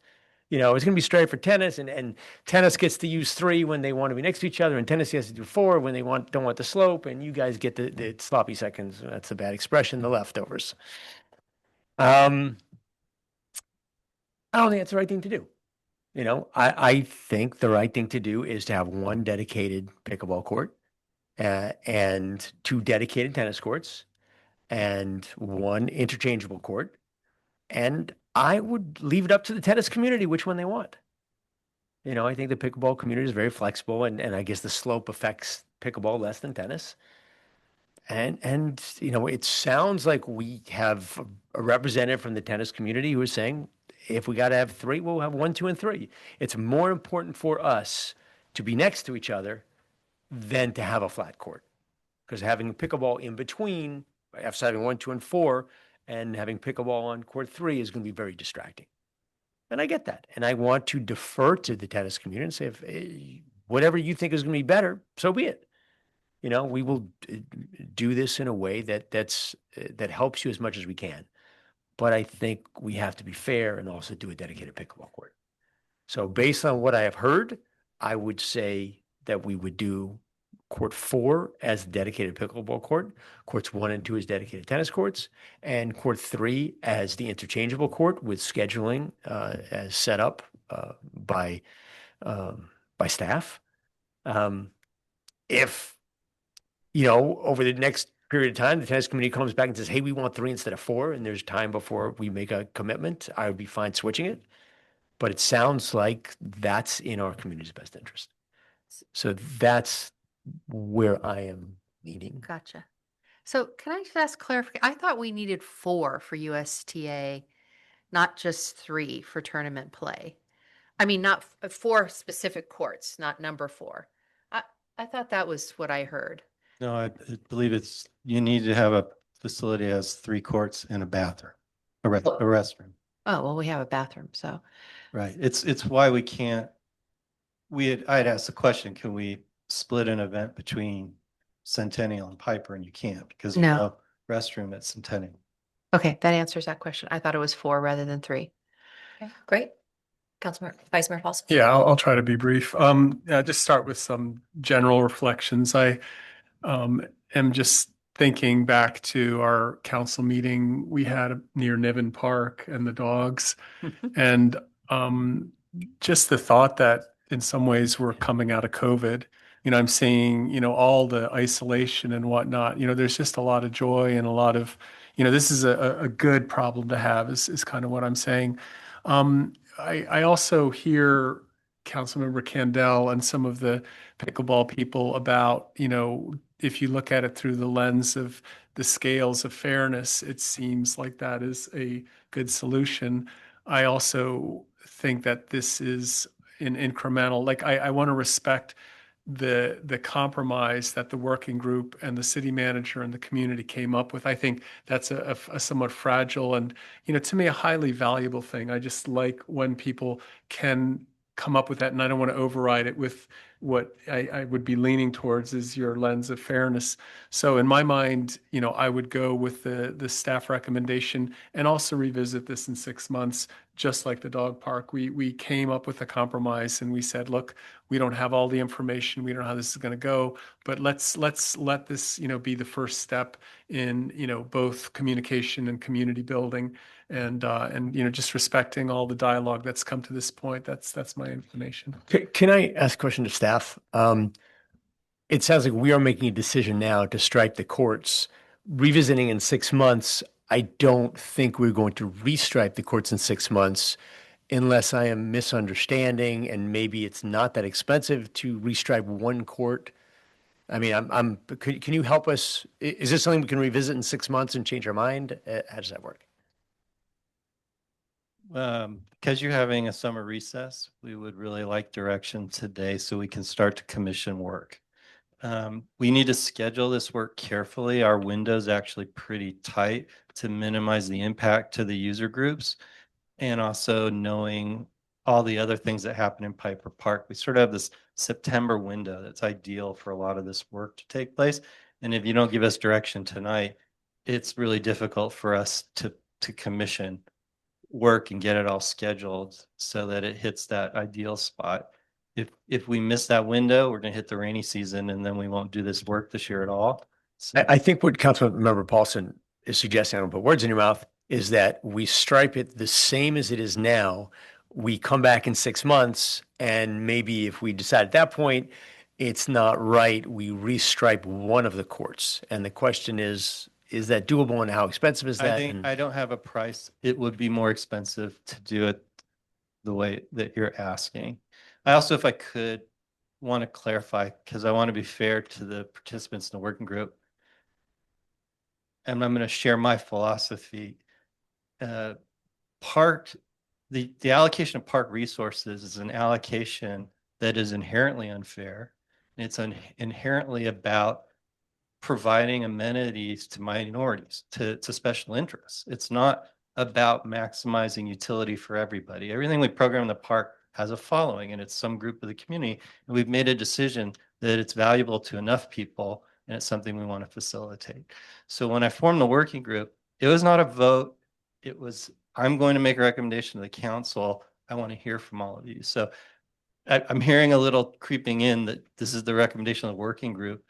I think the members of the working group, if they all had a chance to give you a recommendation, it'd be slightly different than mine. And in fact, the one recommendation is from a working group member. It's not my recommendation. That's okay, because I didn't give them that latitude. I didn't go into that exercise and say, we're going to keep meeting until we have 8 votes yes, because I didn't see that as an ideal way to get to a quick solution. For me, it was, give me all the feedback so I can try to identify sort of something that maximizes all this interest as best as I can. And so it is my recommendation, and I want to be clear about that because I think at least one member of the working group has put a very reasonable alternative on the table that I hear Councilmember Candell sort of gravitating towards. Great. Thank you, City Manager, for that. Councilmember Margulies, do you want to chime in here before I'll give my thoughts? You know, I don't have a lot more to say about it. I do appreciate all the work that has been put in by the community and by staff. You know, I play both pickleball and tennis, and I just do think that, you know, having multiple lines on the court is confusing both for tennis players and pickleball players. I would really love to get more data, as was brought up by somebody who gave public comment. And I know that there are strong, passionate players on both sides. I came into this meeting feeling very confident that there was a lot of support from all of the public comment for staff's recommendation. And so I was feeling that, you know, that was the right thing to do, was to support staff's recommendation. I'm hearing now, and I did hear previously that, you know, having one dedicated pickleball court would be ideal. You know, ideal versus compromise. Yeah, it's challenging. What I'd really like to see is the ideal scenario is having dedicated pickleball courts and tennis courts. And I know that's some distance out. So I'd like to hear what your thoughts are, Mayor Andre. First of all, you know, I do want to thank everybody for coming, and also for City Manager for convening the working group. I think that was brilliant idea. And thank you for taking the time to listen and, you know, conduct the 3 sessions. I am neither a tennis or pickleball player, so I walk at Piper a lot. So I am very focused on community and what our community would like to see, and, you know, where we can use our tax dollars to provide an amenity that people in our community will enjoy. So what I do hear is there are a lot of people who play pickleball, and I also hear that there are people who, you know, used to be tennis or really high level tennis players who no longer can play tennis, and now they play pickleball for health or joint or other reasons. So, you know, I do feel that there is a growing population of pickleball players that I hear a lot. And also just anecdotally, when I walk by Piper, I do see a lot of use of the pickleball courts. I do see a lot of people playing on the courts. You know, I do look, being neither a player of either sport, I can imagine that the lines can get confusing. If you're on a court with multiple lines. And also, I also feel that the shared use, which I think is a good compromise. I heard, you know, issues about the nets and the rolling of the nets, and you know, I wasn't clear whether that was going to if we're going to resurface the courts. I don't know if that's going to damage the courts that we've resurfaced. So my preference would be, if we're going to spend the money to resurface the courts, do we at least minimize the rolling back and forth of the nets so that we don't have to redo, you know, the courts all the time.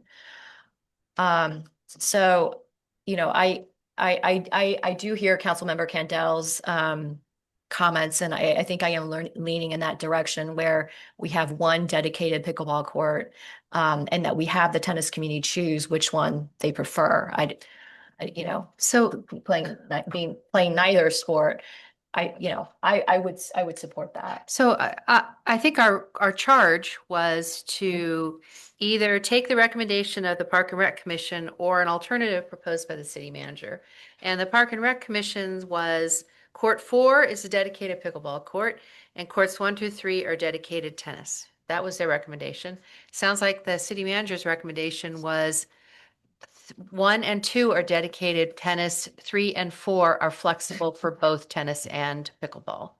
So unless you're putting a third idea forward, I mean, I am putting a third idea. forward. yeah, so I'm just wanted to say that our sort of our business item for that is those two options, and you're putting a third item together. Do we need to, I'm asking Sky, we don't have a resolution here. This is just a a consensus for the staff report for that item. Do we need, if we put a third one out there, do we need a whole nother process? No, under the Brown Act, because the topic was sufficiently disclosed to the public about what would be discussed, council's not limited to the two specific alternatives that were described. Council has the ability to craft a third option to consider, and since this is direction to staff, I think a motion is sufficient to do that. But through policy wise, does it need to then, if we craft a third alternative, does it have to go through Park and Recreation first for them to be vetting it? No, Okay. they're your advisor. Okay. So, and may I comment, Madam Mayor? Yes. I would not ask the tennis community to vote. I've enjoyed my conversations with these folks, but I also have to run the city and have Okay. my staff run the city. If you're going to do this, make court 4 the pickleball court. It's much easier for us operationally to do that. Okay. We've heard from representatives of the tennis community that that's what they would prefer anyway, I think. Well, yeah, but I can tell you, I've heard from There's other ones, sorry. They have a different idea. And I think that's a chaotic question to put out Okay. to the universe. Fair. Yes, that's fair. And I also feel that if we have one dedicated court, that cuts down on a lot of the scheduling issues. Like, I feel like having 2 mixed use courts is really confusing, especially when we have some weeks with tennis tournaments and other weeks not with tennis tournaments. I feel like, staff would be in the middle of a lot of the scheduling issues. And if we have just one dedicated court, that might limit our staff's time on having to figure out, which weeks or which times are tournaments and not. I think it would certainly reduce our role. Yeah. Yeah. Okay. So all right. So do you want to put forward, who Sure. wants to put forward? I will put forward, are we making a motion or just a suggestion? No, this is actually, I would like to get a vote of some sort. Okay. I would like to make a motion. I would like to move. I would like to move We have this relationship. I can do this. Correct him. that we resurface the courts as scheduled, and that we have one dedicated striped and netted pickleball court, which would be court number 4. That we have court number 3 striped for both tennis and pickleball. We have courts 1 and 2 striped just for tennis, and we empower staff to schedule court 3 for tennis and pickleball when it deems appropriate. I'll second that. Sorry, just clarification. Oh. 4 was the dedicated pickleball. Correct. Okay, great. And that's how many? That's That'd be 4 permanent pickleball courts and then 4 flex courts. Good work. Okay. Madam Clerk, can I get a roll call? Or are we gonna, You don't need a roll. we don't need a roll Okay, call. just call. Okay. All right. All those in favor say aye. Aye. Any opposed? Okay. Any abstain? Okay, great. Thank you very much. Motion passes. Thank you. Well, thank you again to our city staff who work very hard in trying to work with our community when there are many different voices. And thank you also to our tennis staff as well. Thank you very much for your service to the city. And I appreciate everyone coming out and providing your perspective to City Council. Thank you. Thank you. Thank you. Okay.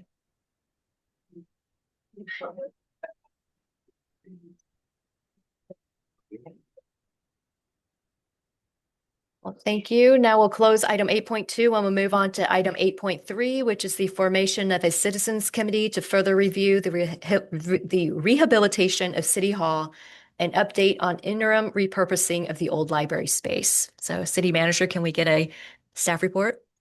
Thank you, Madam Mayor, council members. As the council's well aware, as we started to plan for the departure of the library, we started to think what should happen to this building going forward, recognizing that it is City Hall and the primary city office space. So the council assigned to an ad hoc committee of Mayor Andre and Councilmember Way the task of working with staff to guide a preliminary evaluation of the project. And that resulted in us commissioning the historical structure report that's critical to a building of this nature within a historical district to determine what needs to be kept in terms of the facade and the structure of the building in order to preserve its historical character, while also analyzing what has to be done to make it a building that's compliant with current codes.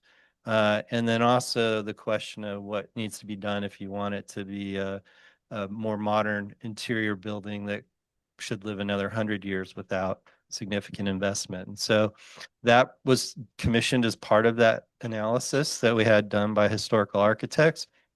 And the ad hoc committee, after meeting a few other times and their guest was the chair of the Heritage Committee, Heritage Board, they ultimately decided it was probably time to seek some expertise from out in the community.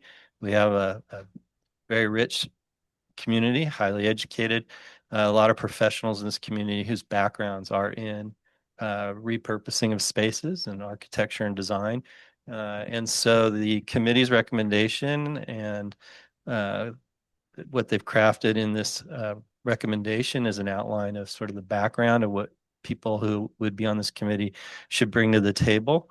So they're recommending that you direct staff to start a process to solicit members of this committee through an application process. We'll do that while you're dark with the goal of either at the August 19 or one of the September meetings appointing the committee. And then the committee will operate, I'm going to say in the spirit of the Brown Act. I've talked particularly with the mayor about I think what has worked best for this type of committee, and those who observed or participated when we planned the specific plan for the Rose Lane property, we basically sat people around in a circle, a square, and we had the formality of the Brown Act, but we didn't constrain anybody to using Robert's rules or having to do votes. It was much more of building consensus and discussion. And I think that's the appropriate way for this committee to operate. So it would have public meetings, it would have published agenda, but I think we'd be trying to find that sweet spot where it's a little more engaging and a little more dynamic in its conversations than the structure sometimes would allow us in a more formal setting. Additionally, I thought it'd be valuable to the community to know that we are thinking about short-term uses of the building. And so I included in the staff report some of the things we're working on and contemplating. The big two for our staff, one is consolidating some of our staff that are currently spread in other facilities and taking advantage of the vacated staff area of the library. It needs a little work, a little TLC to kind of operate for us. So we'll probably come to you with a budget for that work once we have a good sense of it.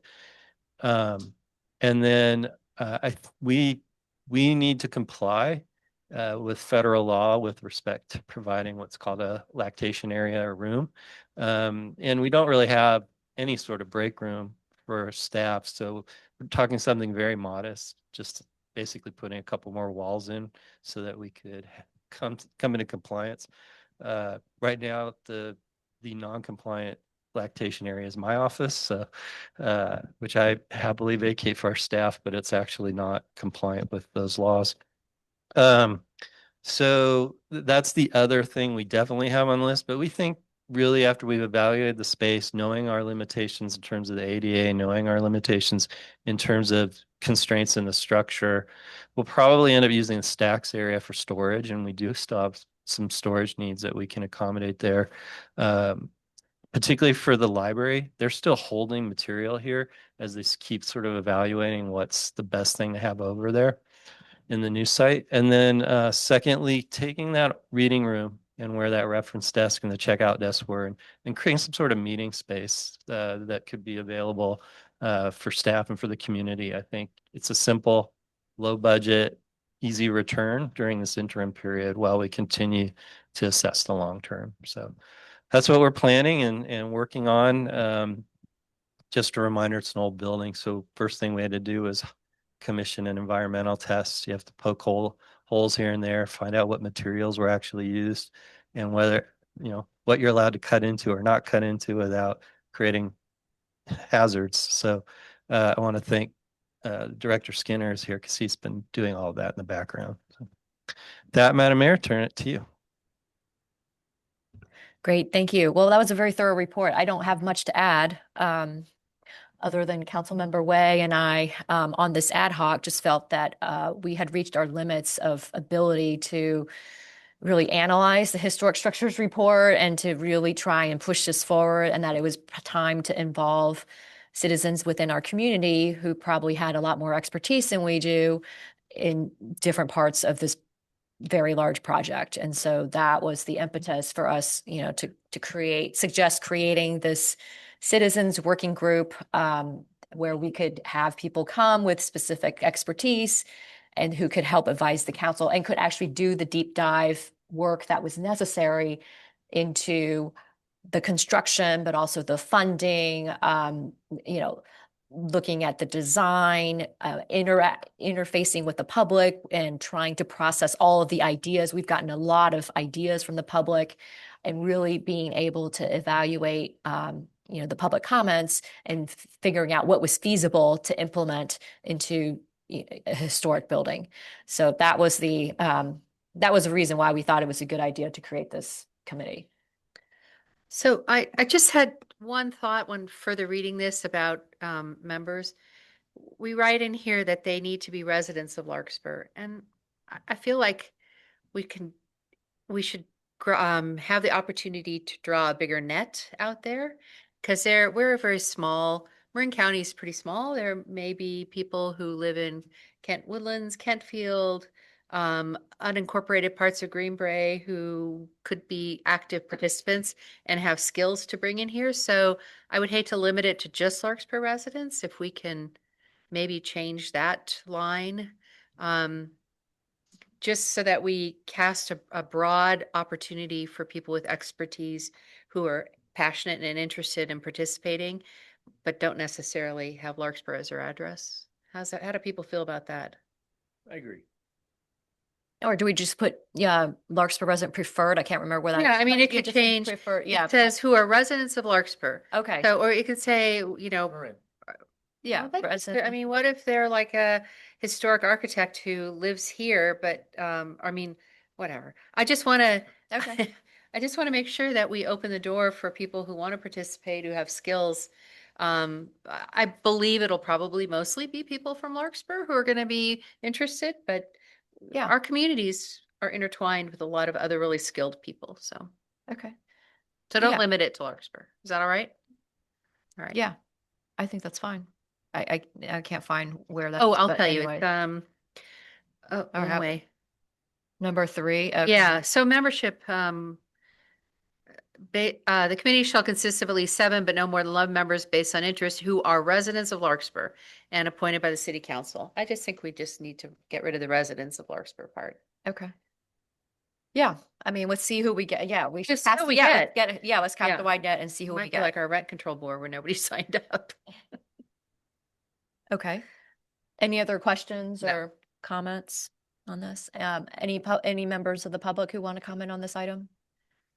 Seeing none in the chamber, anybody online? Looking for anyone on our Zoom audience, and there's no public comment. Okay, great. Oh, excuse me. All right, so is there something that we have to move here? I think that was sufficient direction. Okay. It sounded like everybody's in favor, so we'll Okay. move forward with that one tweak. Okay, wonderful. Great. And so for those of you who are listening, who might be interested in applying for this committee, please Please do, once we, We'll put a simple application up probably right after the holiday. okay, great, perfect. So we encourage all those who are interested to apply, and you need not necessarily be a resident of Larkspur. Great, wonderful. All right, so we will close item 8.3 and move to item 8.4, which is discussion of the Marin County Civil Grand Jury Report, MCE Marin Clean Energy, a series of missteps highlight need for governance changes. City Manager, would you like to do a staff report? Or? Just very briefly, Okay, Madam great. Mayor. So normally we'd be bringing the report with a recommended response to the grand jury. But this is a fairly comprehensive report about a topic the council has heard about from the mayor as your representative MCE. And I think she appropriately wanted to have a preliminary discussion with you about the report and whether or not the response should be more expansive than just what's been requested of the grand jury. For such a significant report in terms of breadth of information, it's actually surprising how little comment they're asking of any of the cities. So that's the discussion for the council to have. Your deadline is not till September 16th, so the formal creation of a response and your formal approval of the response will come at one of your subsequent meetings. Thank you. All right, so I just want to share, with members of the public and also with council in case people haven't been following along in terms of, what's been happening at MCE. I just wanted to provide a quick overview. So the Marin Civil Grand Jury Report really exposed significant failures in MCE's oversight by its board. It really highlights management's non-compliance with board mandated policies and a lack of transparency that led to a $200 million increase in energy costs at the agency.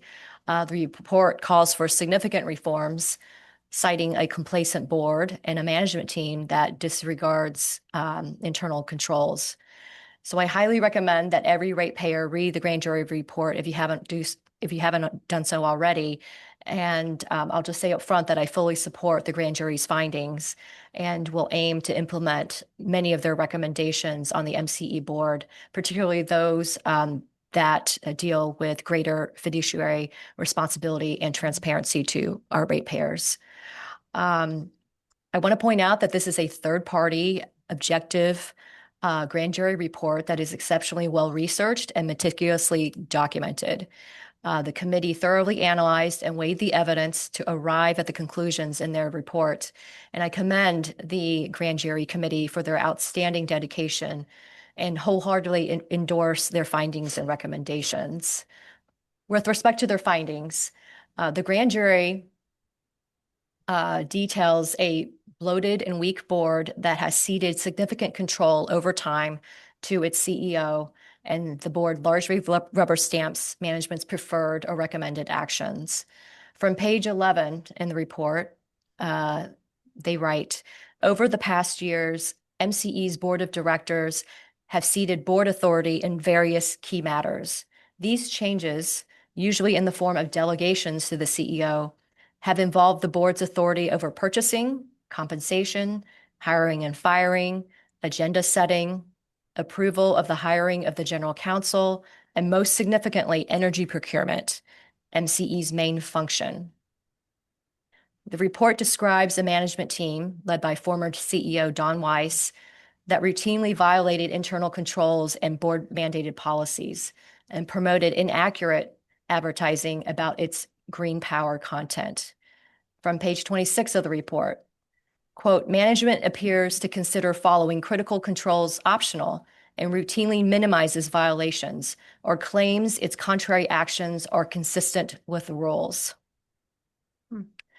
The report gives numerous examples of where,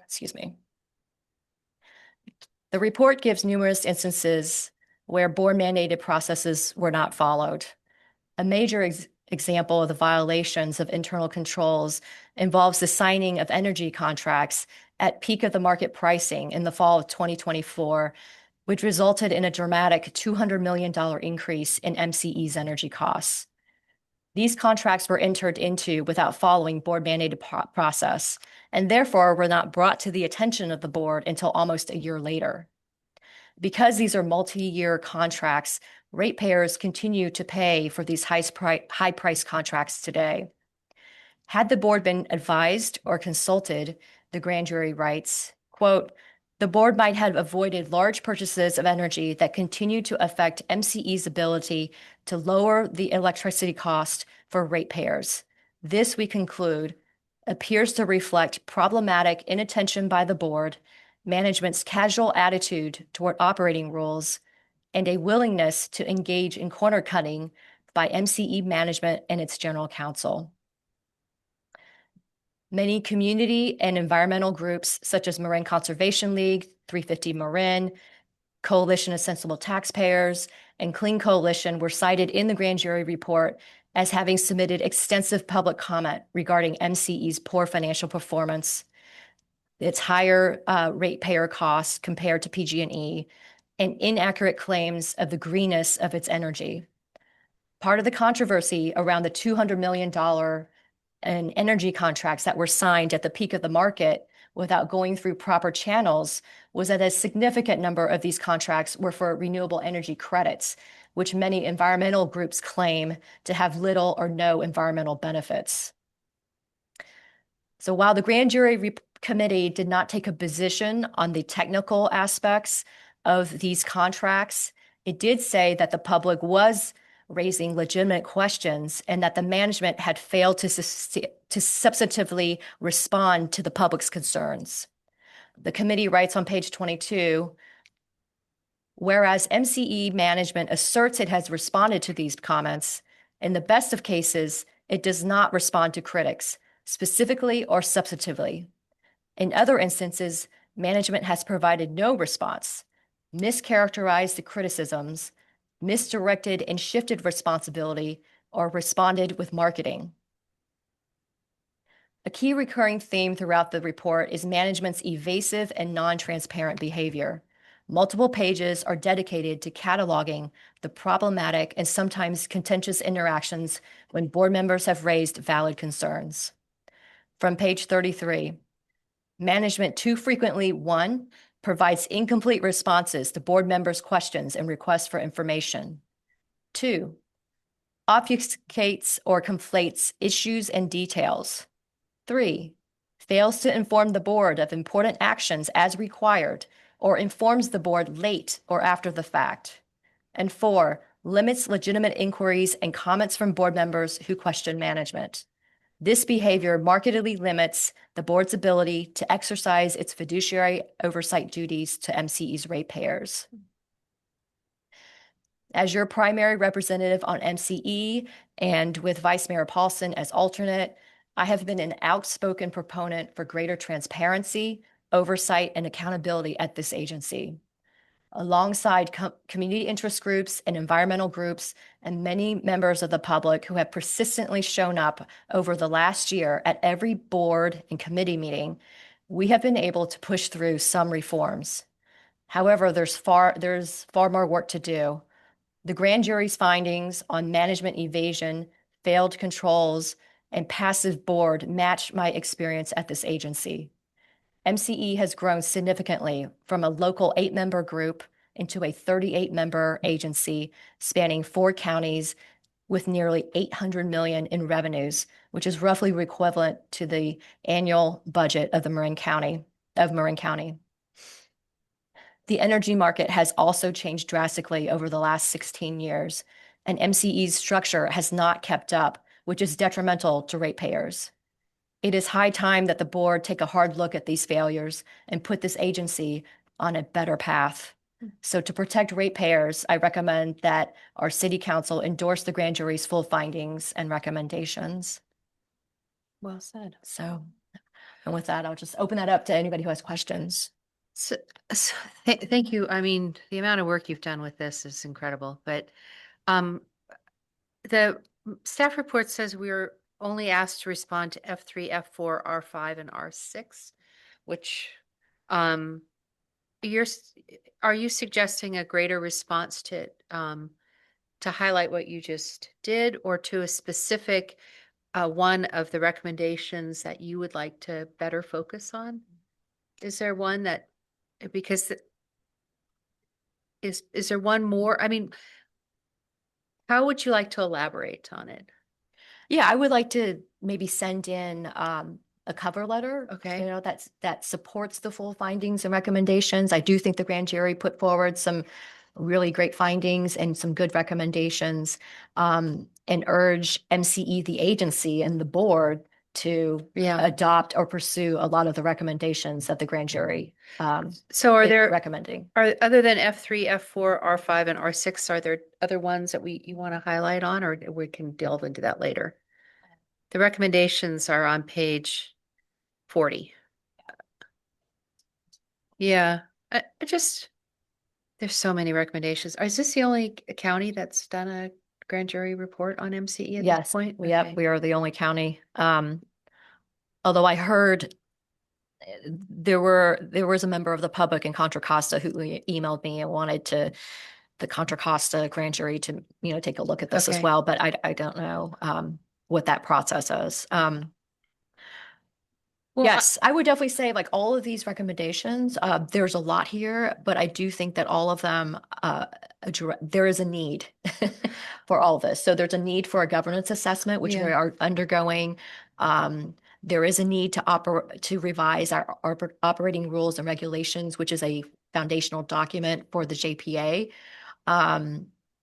Where the board has over time ceded a lot of control. I think the board really needs, in order to exercise its oversight duties, really needs to claw back some of the control that's been given over to the CEO and to the management team. They talk about here where there have been a lot of internal promotions into very senior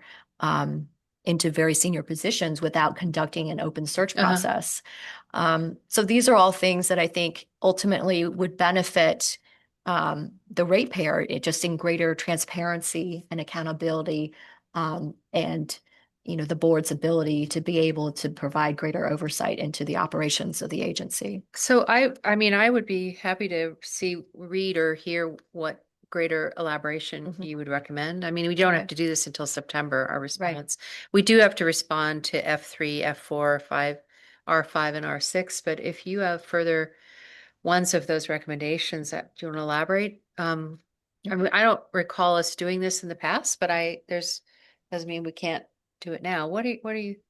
I was just going to comment. I think you're correctly focusing on the recommendations. Yeah. Because I think there is a little latitude for you to say you concur in a recommendation, regardless if it directly impacts Larkspur. Some of the findings I probably would encourage not to comment on. They're very specific, and they're not really, there's some in here about commenting about individual board members, and they're not by name, but that they have certain qualifications. I think you stay away from that. We've historically tried not to comment on things where we're commenting on stuff we don't readily have the information to verify. But certainly the recommendations, quite a few of them, pretty straightforward. A lot of it's good governance recommendations. So Yeah. Do you want to work on that? I mean, I'm happy to work on something and bring it forward, draft of something and bring it forward at the next council meeting when we, reconvene. But wanted to just get other people's thoughts. Like if that was, I'm happy to draft something, but would like to, see what people's thoughts were. If people had objections, or I'm happy to incorporate, our collective comments into a draft. how are you now? I'm just thinking it out loud, and we don't have to talk this on right now, but that the current CEO is no longer the CEO. Yeah. So, or the previous CEO, who's outlined in many of these recommendations or suggestions, is no longer in that role. Do you think that changes some of these? Or I think it's too soon to tell. Okay.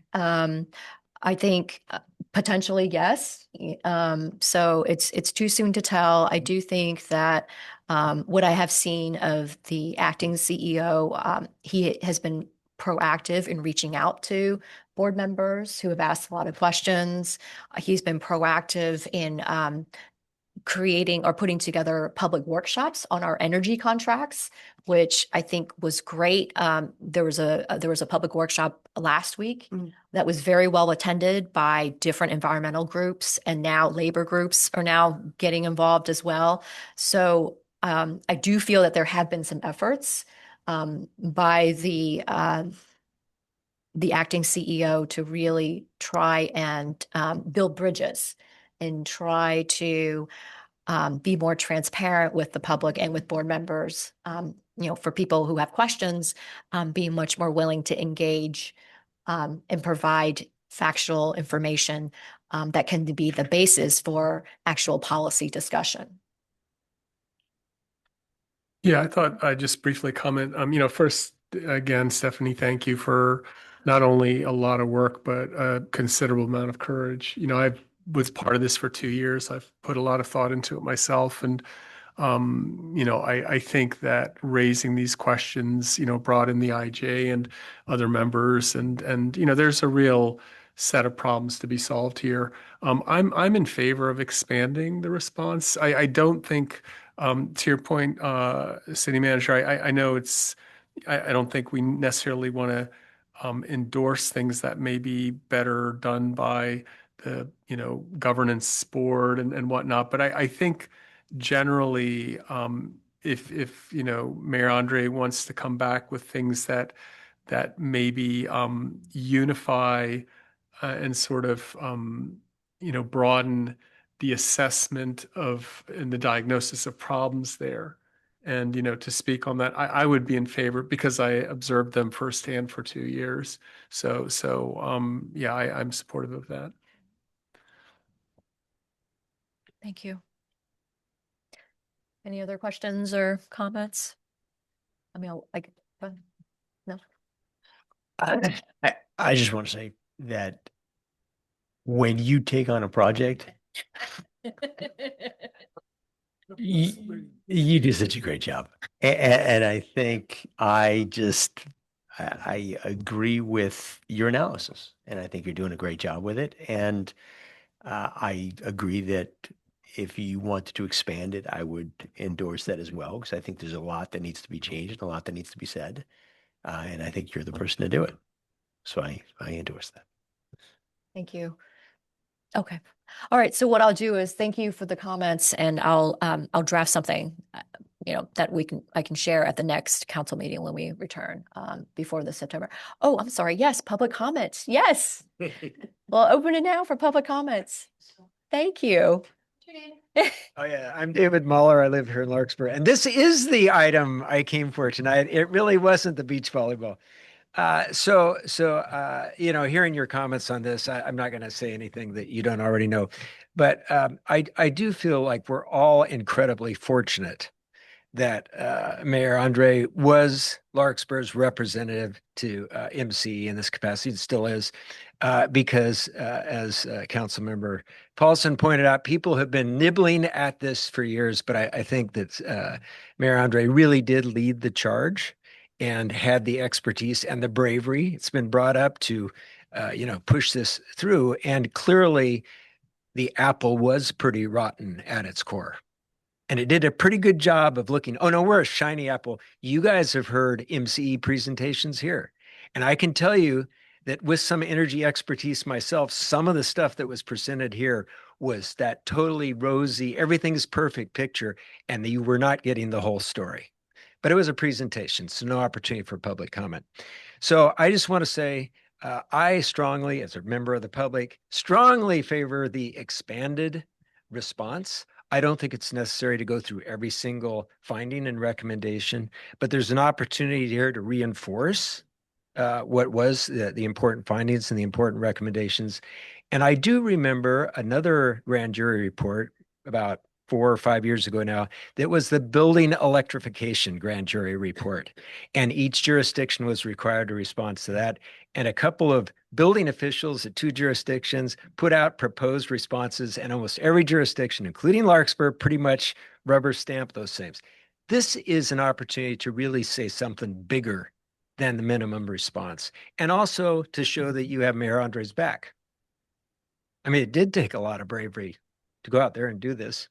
So anyway, as a member of the public, I just want to say thank you, Mayor Andre, for doing this. It really showed that there were serious, serious problems at MCE. And I would urge that the council take the opportunity to bring some of that forward, not in a, I don't know how many pages the grand jury report, it's a lot of pages, but something more concise that people can really get their, can read, take the opportunity to read, and really highlight some of the things that you were raising then. So I would encourage that an expanded response. Thank you. Thank you for your public comment. Anyone else? Anyone online who would like to comment? Any raised hands from our Zoom audience members? And there's no public comment. Okay, great. Thank you. All right. So we will close public comment and we will close this item, and I will return with a draft at our next council meeting. Thank you. All right. So now we'll move on to item 8.5, Library Department Reorganization.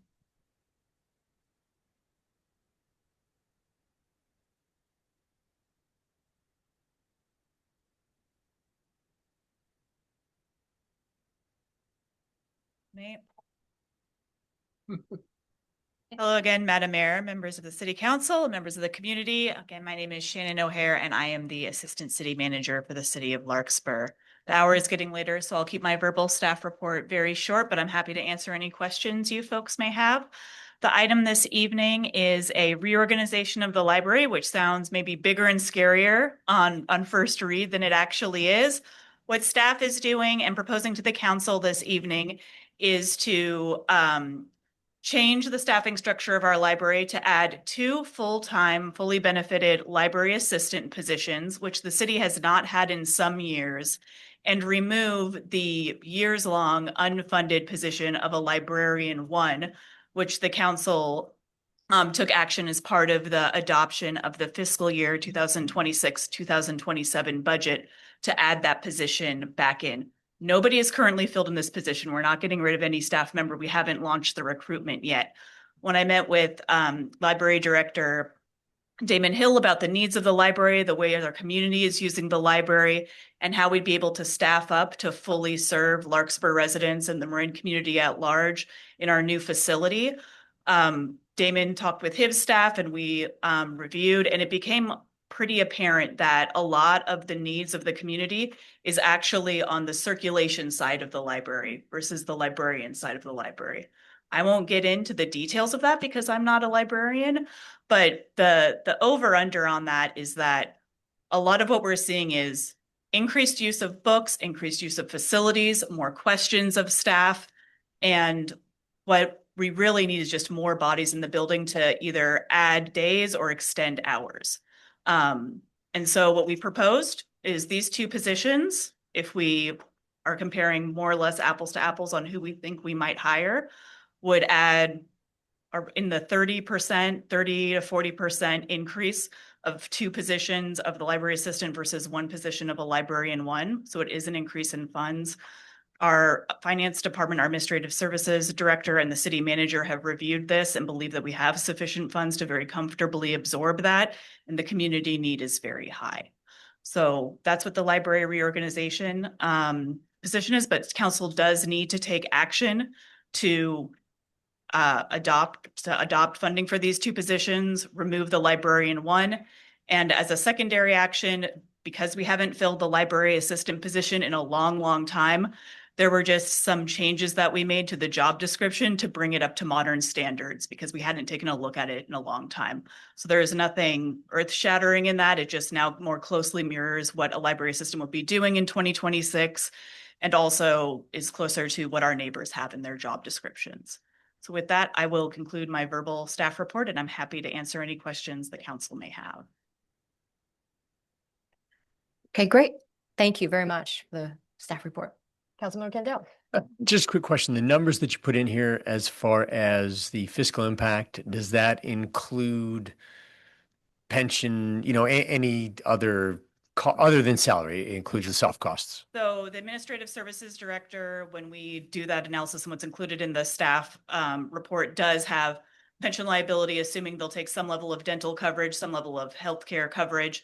What it may be for the individual staff member we hire. Again, as you know, our finance department has been historically very conservative, and we go on the higher end of what benefits folks may take, but it may vary depending on who we hire, what level of benefits they That's take and what step they that have. was all taken into account. Yeah, it's all fully loaded in terms of total compensation package, not just base salary. That was my question. Thank you. I just have a quick question. Oh, I'm sorry. Go ahead. I just wanted to ask about the highlighting on, I guess it's page 5 of the report. It says librarian 1 and library assistant. Yep. And it says for 26, 27, we have 3 librarian 1s. Is that accurate, or will we go down to 2? Did the 3 include the funded position? And I just wanted to get some clarification on that. And now we'll have 2 library assistants. Or are we going to still have 3 librarians and 2 It's a assistants? clumsiness of this architecture, and this is structured because we use it for other certain reports that we generate. The column to the second to last column is what we had as funded positions in the last year's budget. The far right column reflects, if you approve this item tonight, what the allocation will be. There's a table in the budget book that says 4 right now. Okay. Yeah. Okay. It's just, again, it's kind of the oddness of this particular construct, but we're supposed to have you adopt Thank you. this with. And for the community's benefit, although it doesn't show up on that sheet, we actually have currently for librarians, the library director is also a librarian. That's not the position there, but coverage, what we offer the community. Again, our library director is often doing manager things, but he's also a professional librarian. Thank you. No, did you have any questions? All right, well, I will open this up for public comment. See none in the chamber. Anybody online? Looking for any raised hands from the Zoom audience, and there's no public comment. Okay. Okay, I'll move resolution 5926. I'll second. 6. All those in favor? Aye. Any opposed? Any abstain? Great, motion passes. All right, moving right along. Wow. Okay, we're almost done. Item 8.6, public workshop on the city's schedule of user and regulatory fees.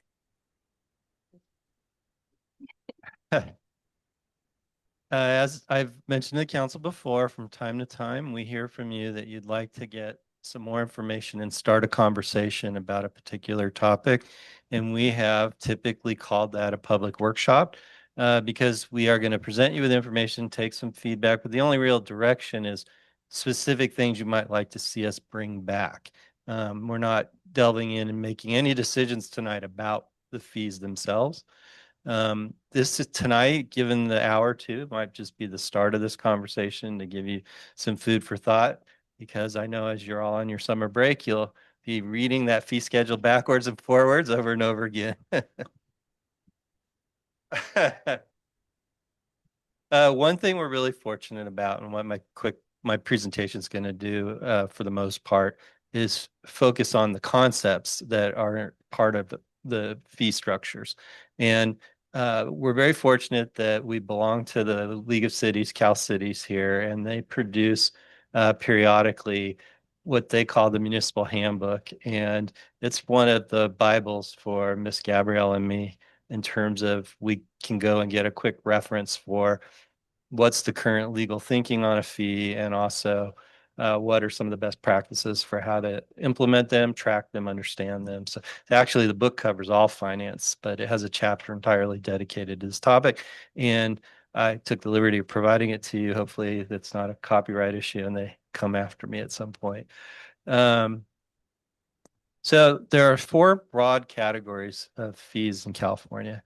One are user fees. So these are charges for public services, programs, use of facilities. So, that's often, for example, everything in recreation is a user fee because we're charging folks to facilitate their use of our programming.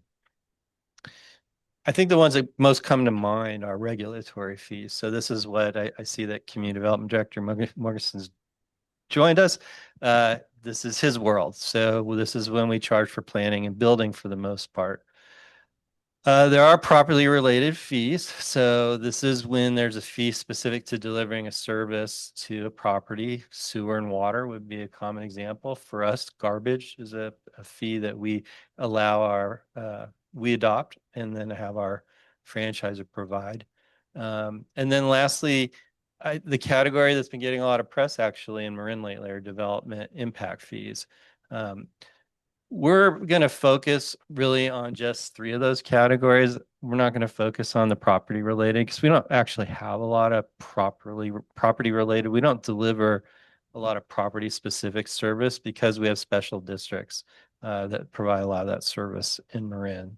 But I have gleaned that you and members of the public might want to see some future discussions in these other categories.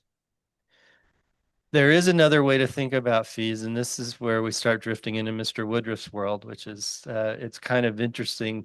The law kind of defines what is a fee versus a tax by sort of telling you what a fee isn't, and then you sort of have to figure out from there what a fee is.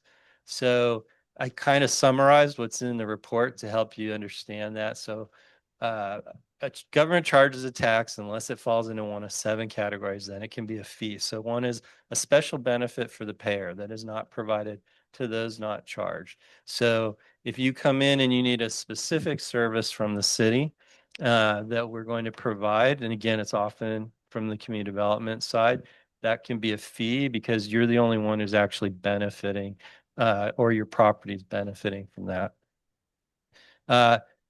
It makes a distinction in the law between benefit and services. Likewise, you might come in and request that the city perform something for you, and it might be very specific to you or your property, and we can charge a fee for that.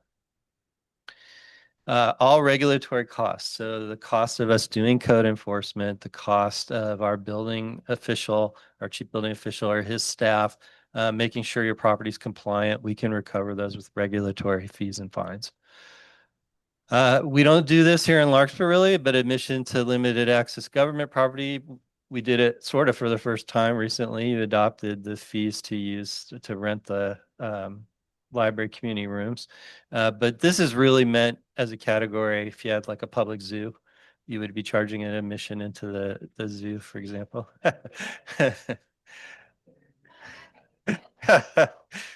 And then there's fines, you know. We could charge admission to see the wonderful courts when they're done. So, and then another one is a condition of property development. So this is one we hear a lot from the development community, is that we can charge fees as part of new development or redevelopment of property occurring. And then lastly, our assessments and property related fees. And those are often ones that have to go through Proposition 218 process, which is a process where you give voters a chance to protest that you might be considering imposing fees on their property related to their property values and returns. So really for our purposes, having listened to all of you about what you want to talk about, the 3 here that you keep sort of talking to me about, or I hear people in the public want to know is, you know, those special services that we might provide and what we're charging for that, the regulatory costs, the fees that we're charging in community development, and then what we are charging for property development. Those are the ones I sort of hear the most from you and the public about. Doesn't mean we can't talk about all of them if you want to. I'm trying to give you a little focus here because this is a broad topic. Couple of principles to fees. They have to be reasonable. So you can't charge $1 million because you got to have a meeting with the community development director. His time's valuable, but it's not worth $1 million an hour.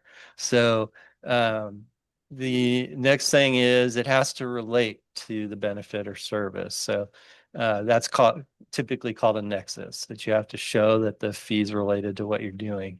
And then you can always decide as the council that you want to set the fee below the actual cost. So that's what you hold as one of your powers, is to decide whether fees should be full cost recovery or they should be subsidized. And Larkspur has a pretty clear historical practice. We have historically directed community development and our other regulatory entities to pursue as close to full cost recovery as possible. So we go out and we calculate, particularly community development, public works, our true cost, and then we use that to justify whatever the rate's going to be for a particular regulatory practice. In our other areas, such as recreation, you have usually given the department heads considerable latitude to sort of do market research and see, so what's the prevailing cost to rent a picnic table in Marin at one of the parks, and bring you a proposal that's based on those market conditions. Those are typically subsidized. We're not really recovering our true cost of having a picnic area and maintaining it over time, but it's meant to have some level of charge, some sort of return that partially brings that back. Similarly, we don't fully recover the true cost of maintaining our fields, but we do charge a fee that helps us defray a lot of the activity that we do. And it kind of goes on in that respect. That's not a universal approach. There are communities that decide, you know what, we think that recreation should be as little impact to the budget as possible. So we're going to charge closer to full cost recovery. There's not a lot of recreation departments that operate that way, but I have seen that done. More typically, you will hear a city claim that they are a full cost recovery recreation department. And what they're speaking to are specific costs. They're not really talking about the whole breadth, including cost over time. They're usually looking at in that budget year. Often it's recouping staff time and isn't really about recouping long-term maintenance and capital investment because those numbers really start to mushroom and your user base isn't going to pay typically something that isn't fairly close to what they see in all the other communities around them. Why would you subsidize? A regulatory fee is a question that I think immediately comes to mind and is the one as we go through these conversations that come out of this workshop, I think you're probably going to be ruminating about. The first is that you're trying to incentivize or reward certain activities. So one of the examples that we've become aware of, particularly as we work with the CAF, with the Climate Action Forum, is that some of the communities around us have created subsidized rates for certain fees that they charge to process certain green activities. So let's use EV chargers as an example. Our neighbors in Corte Madera have actually put a cap on how much it costs for you to get a permit for an EV charger.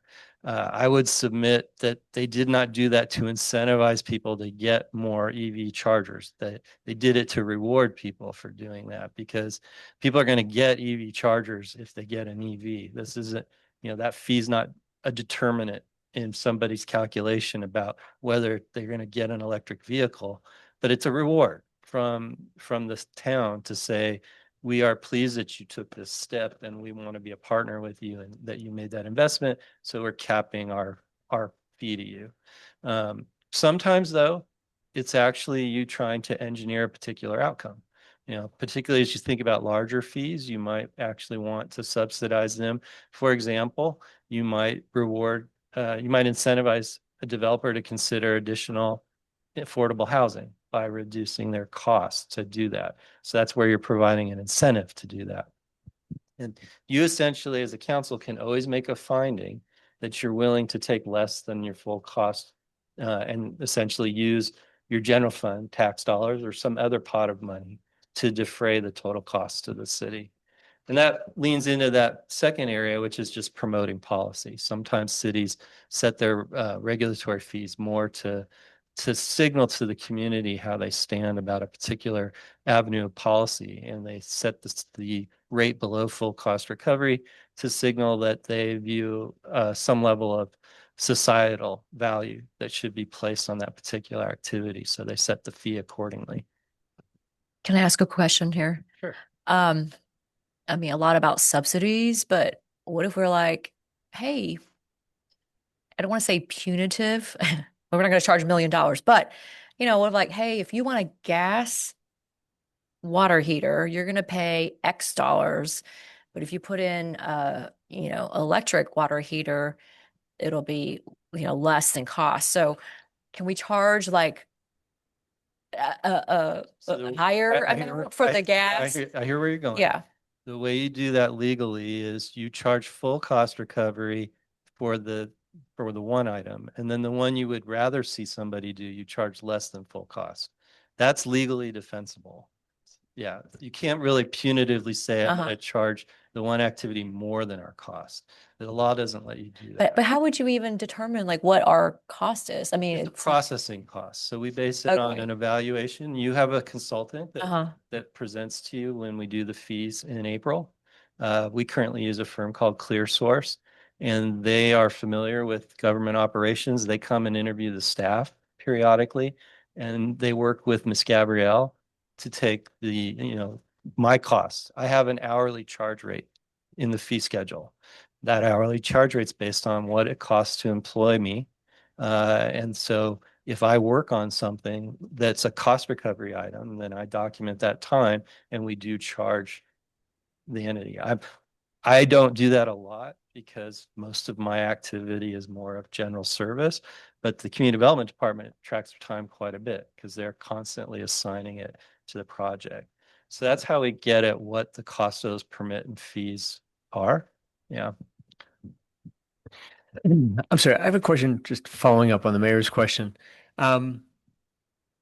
Let's say we determined that certain equipment is more dangerous, maybe needs more inspections, which cost money, which we can recover. So, for example, if you put in a gas water heater because of the potential, dangers of gas, we have to have, more people come check that than if you're putting an electric water heater in, which we see as safer.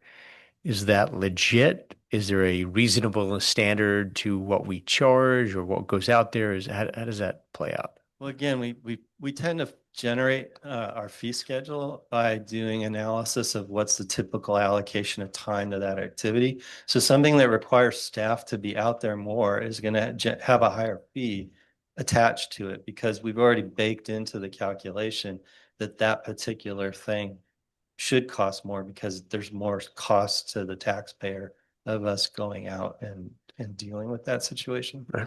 So those two questions kind of relate again. So we constantly focus on what is our cost and you need to pay us our costs. And then you as a council have the option of saying, to reduce it. I'd be willing to take less because I really want to see this activity or this choice made.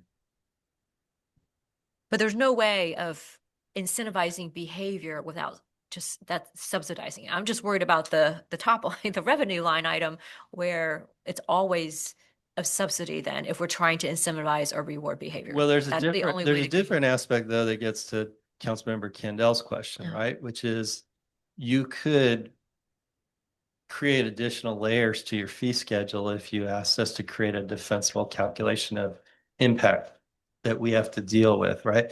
We don't do, and most agencies don't get too far afield of calculating the long-term externalities and impacts, but I have seen some cities dive into that. That's tricky to defend and can open you up to a lot of challenges. So we shy away from it. So that's why I keep saying the most straightforward thing is, here's the true cost of us dealing with X. We'd rather you pick Y. So we're willing to take 75% of the fee or what a cost or whatever it is. Right. Okay. Thank you. I'm almost to the end and then we'll just open up for general conversation. So one category that's getting a lot more attention these days because everybody's been asked to generate more housing in their communities is, do we have the appropriate development impact fees to defray the costs that those new developments are going to add to our community? Interestingly enough, we took a look and I want to thank the community development staff for really particularly getting into this. We have some old fees that we use the word impact on, but they're technically not what California law calls an impact fee. So we'll start to actually bring you some cleanup because they're legitimate fees. They're just not what the law means when it says a development impact fee. So development impact fee is one where you've commissioned a nexus analysis by an expert who understands what that particular type of development will cost you in terms of service impact. So you just went through this exercise several months ago when we brought you a fire impact analysis, when we calculated that new development was going to necessitate increased costs for us in terms of fire prevention and protection services. And so you adopted an impact fee that new development will pay to cover its fair share of new impacts and expansion of infrastructure to deal with that development. And so that's now in place. That is what the law means when they're talking about a development impact fee. We have 2 studies we've actually commissioned now in anticipation of more development coming online. One is to have a proper impact fee for park development, because when you bring new residents in, you start to impact the parks. And then the other one we're starting to look at again is affordable housing. And I have a feeling we've got others in the pipeline that will bring you in. And you are not required to adopt these fees, but we have an obligation to make you aware of these impacts so that you can make a conscious decision of whether you want to adopt impact fees to deal with these particular things. So we feel some urgency because we know we have a lot of development starting to get in the pipeline. So we're trying to get at least those 2 critical ones in place. Because our old fees exist, so we're not entirely absent, for example, with parks, but remind me, how old is the park fee? 1998. 1998 was the last time we did park fees, and they're not really in the way that they're calculated today. So that's what we're commissioning right now. But you just saw San Rafael, for example, decide to do a slow growth of their development impact fees because they didn't want to kind of cause system shock all at once. And that's a choice. That's a policy choice for a council to make. Can you please help me understand the premise for an impact fee for affordable housing? Is it that we're not getting the, yeah. I'm gonna let director. It's on his slide. It says Yeah, that I they're doing- probably condensed that too much. So I'll let. Well, it's a commercial linkage fee. And so the idea is that when you have people creating jobs, that they should pay some type of fee to help fund affordable housing in the community. I don't know if that's a good summary of it. Maybe I see Sky graphic. So usually, and the city has a commercial linkage fee presently. And the premise of a commercial linkage fee is that commercial development generates demand for housing because employees would prefer to live closer to where they work. But if there isn't adequate housing supply, they don't have that choice. And so the business is the commercial development is actually driving demand that can't be fulfilled. The fee asks them to pay a portion of the cost to develop a new unit that the city can then use as leverage to assist affordable housing development to actually generate those units so that the people who are working in the businesses can actually live closer to work. Got it. Thank you.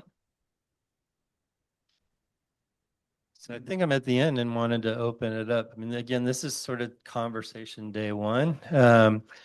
In your packet is your current fee schedule. So we certainly would love any questions you have about the current fee schedule that you'd like us to bring back and dive into further. And some of these broader topics. As I indicated on this last one, we're working on items to bring you in anticipation of all of our new development for some of these impact fees.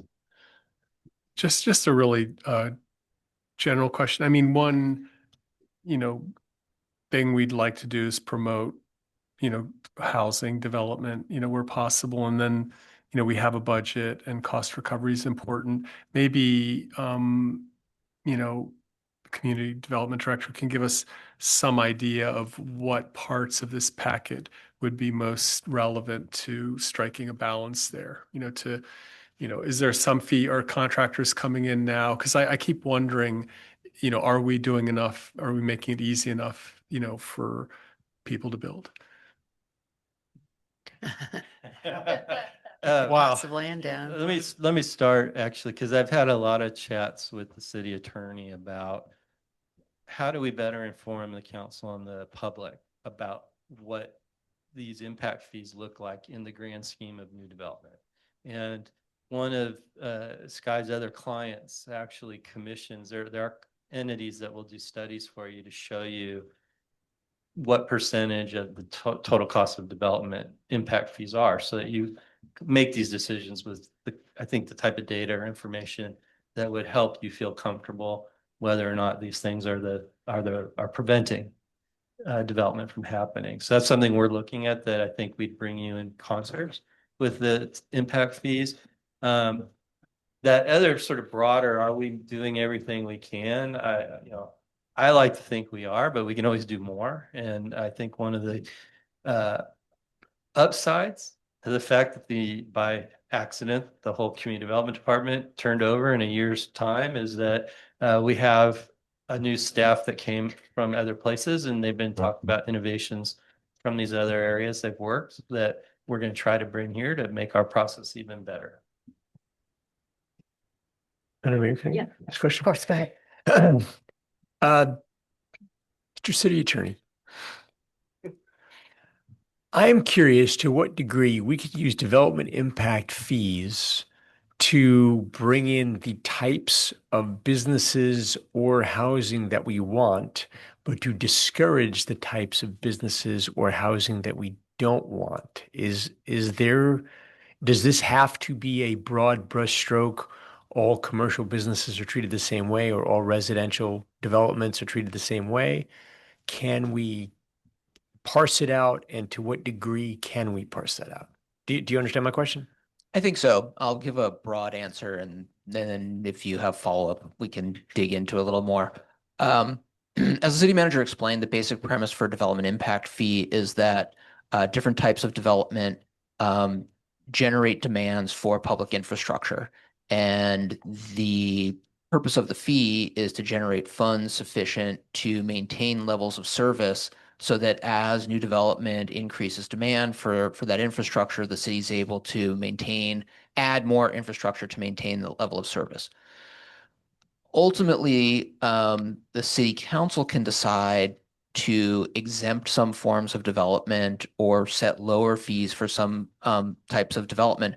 But in doing so, what it's saying is, having identified that development across all classes is generating some level of demand, that the city is going to fund the exempted type of developments demand from other funding sources like the general fund. So an easy example is if a city commissioned a fee and it said the parks fee is $1,000 per unit for single family and $500 for multifamily. And the city council said, we want to exempt multifamily because we want to make it easier to build those units. The city would then be saying, we are going to, in effect, provide the funding to make up the gap that multifamily residential development is generating. So if the fee study says, over the existing planning horizon of the general plan, new multifamily residential development would likely be generating, let's say, $10 million in revenue to pay for parks. It's a very high number, but let's say it was true. And the city council said, you know what, we want to exempt all multifamily from the fee. The city would be saying that $10 million to develop new parks, we're going to pay for it out of the general fund. That's the basic calculus that you'd be doing. So yes, you can do it, but you can't basically, I guess the complement to that is you can't increase the fee on other types of development to make up for that shortfall. Because what the Nexus study will do is say the maximum charge to say commercial development is $1,000 a square foot. You can't increase that to $1,500 per square foot to make up for the subsidy provided to multifamily housing, because the fee study has already substantiated that the $1,000 per square foot is the maximum you can charge. All right, let me give two specifics, and and you can tell me if I'm way off base. Commercial. Let's say there's a hypothetically a vacant commercial space, and hypothetically we as a council would like to encourage certain uses or not other uses or whatever it is. And we were to say that a certain use, maybe has more foot traffic for commercial use, has more impact on roads, has more impact on blah, blah, blah. And therefore, this category of commercial use is going to have a higher development fee than this category of commercial use. Is that fair? Only if the Nexus study can substantiate that. Okay. So the Nexus study would have to provide a rational basis where it actually looks at the nature of the development and says, these are the factors where this type of development is actually generating a higher level of demand compared to other types of commercial development for the type of infrastructure the fee is intended to pay for, and therefore you can set a higher fee for it. But it needs to be substantiated by the Nexus study. Okay, and if we do the opposite and we say everybody has a high fee, but we're going to waive it for certain uses, does there have to be that same nexus for the people we waive it for? No, but the council is basically saying it's going to fund it, that it will make other sources of funding available to make up for the gap in funding that results from providing that subsidy to other forms of development. But that's basically the government paying the government. Well, you have to ultimately come up with the money. But to pay ourselves. Yes. Okay. On a practitioner level, we don't have redevelopment anymore, but in the redevelopment days, one of the things we would do is we would charge these fees to the developer because it's just cleaner to treat everybody the same. And then we would find other ways to invest in the project that defray other costs. When it was redevelopment, we'd often invest in the infrastructure. So we might help subsidize putting in pipes and things underground, or we might help do something in terms of pavement, something that would live on past that particular use.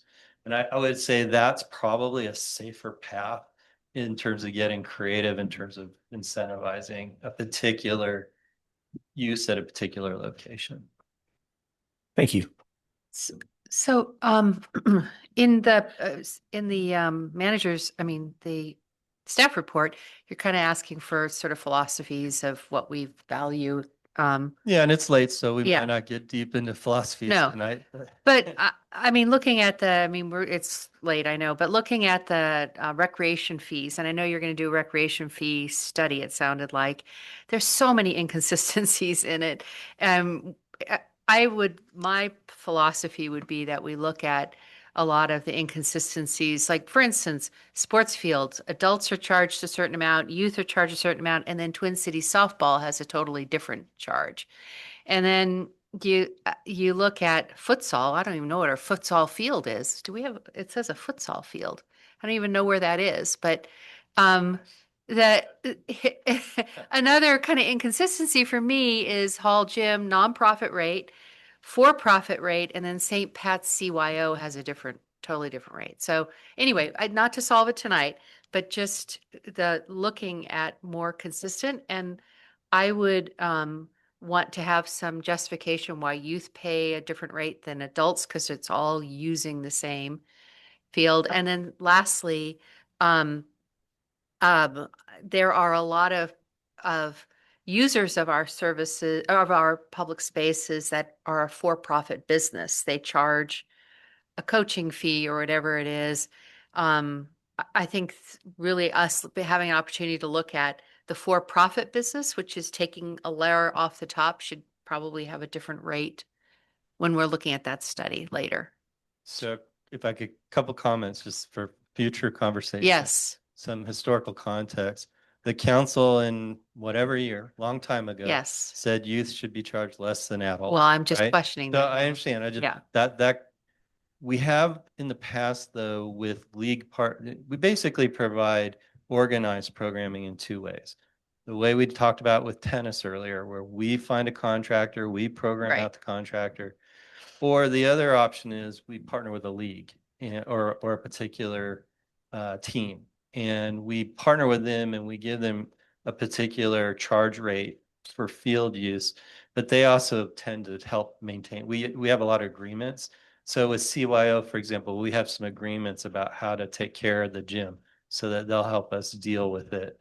And then for Twin Cities softball, they've been one of our more active partners in actually investing in the infrastructure and fixing it up. So that's how some of those evolved. They all should be revisited. Reevaluated, yeah. I mean, for example, the cricket team that's out there, they have permanent structures that utilize aspects of our field. They have their pitching table or cage, and what's that called? Is that their pitching cage is permanently there, and they also have a storage shed to the side, which is permanently there.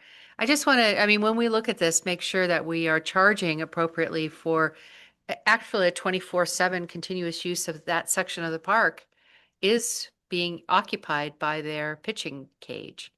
So, And then lastly, so I put on the record, it's not legal to be doing private use of our parks and not be paying us rent because we have that adopted as a rule. So if you're aware of that, let me know because I will send somebody to make sure that they are paying us what they should be paying us for using our facility for that purpose. So you might be surprised too. Some of what you're thinking is private activity. A lot of even some of those tennis players didn't understand that Leo's a contractor of the city.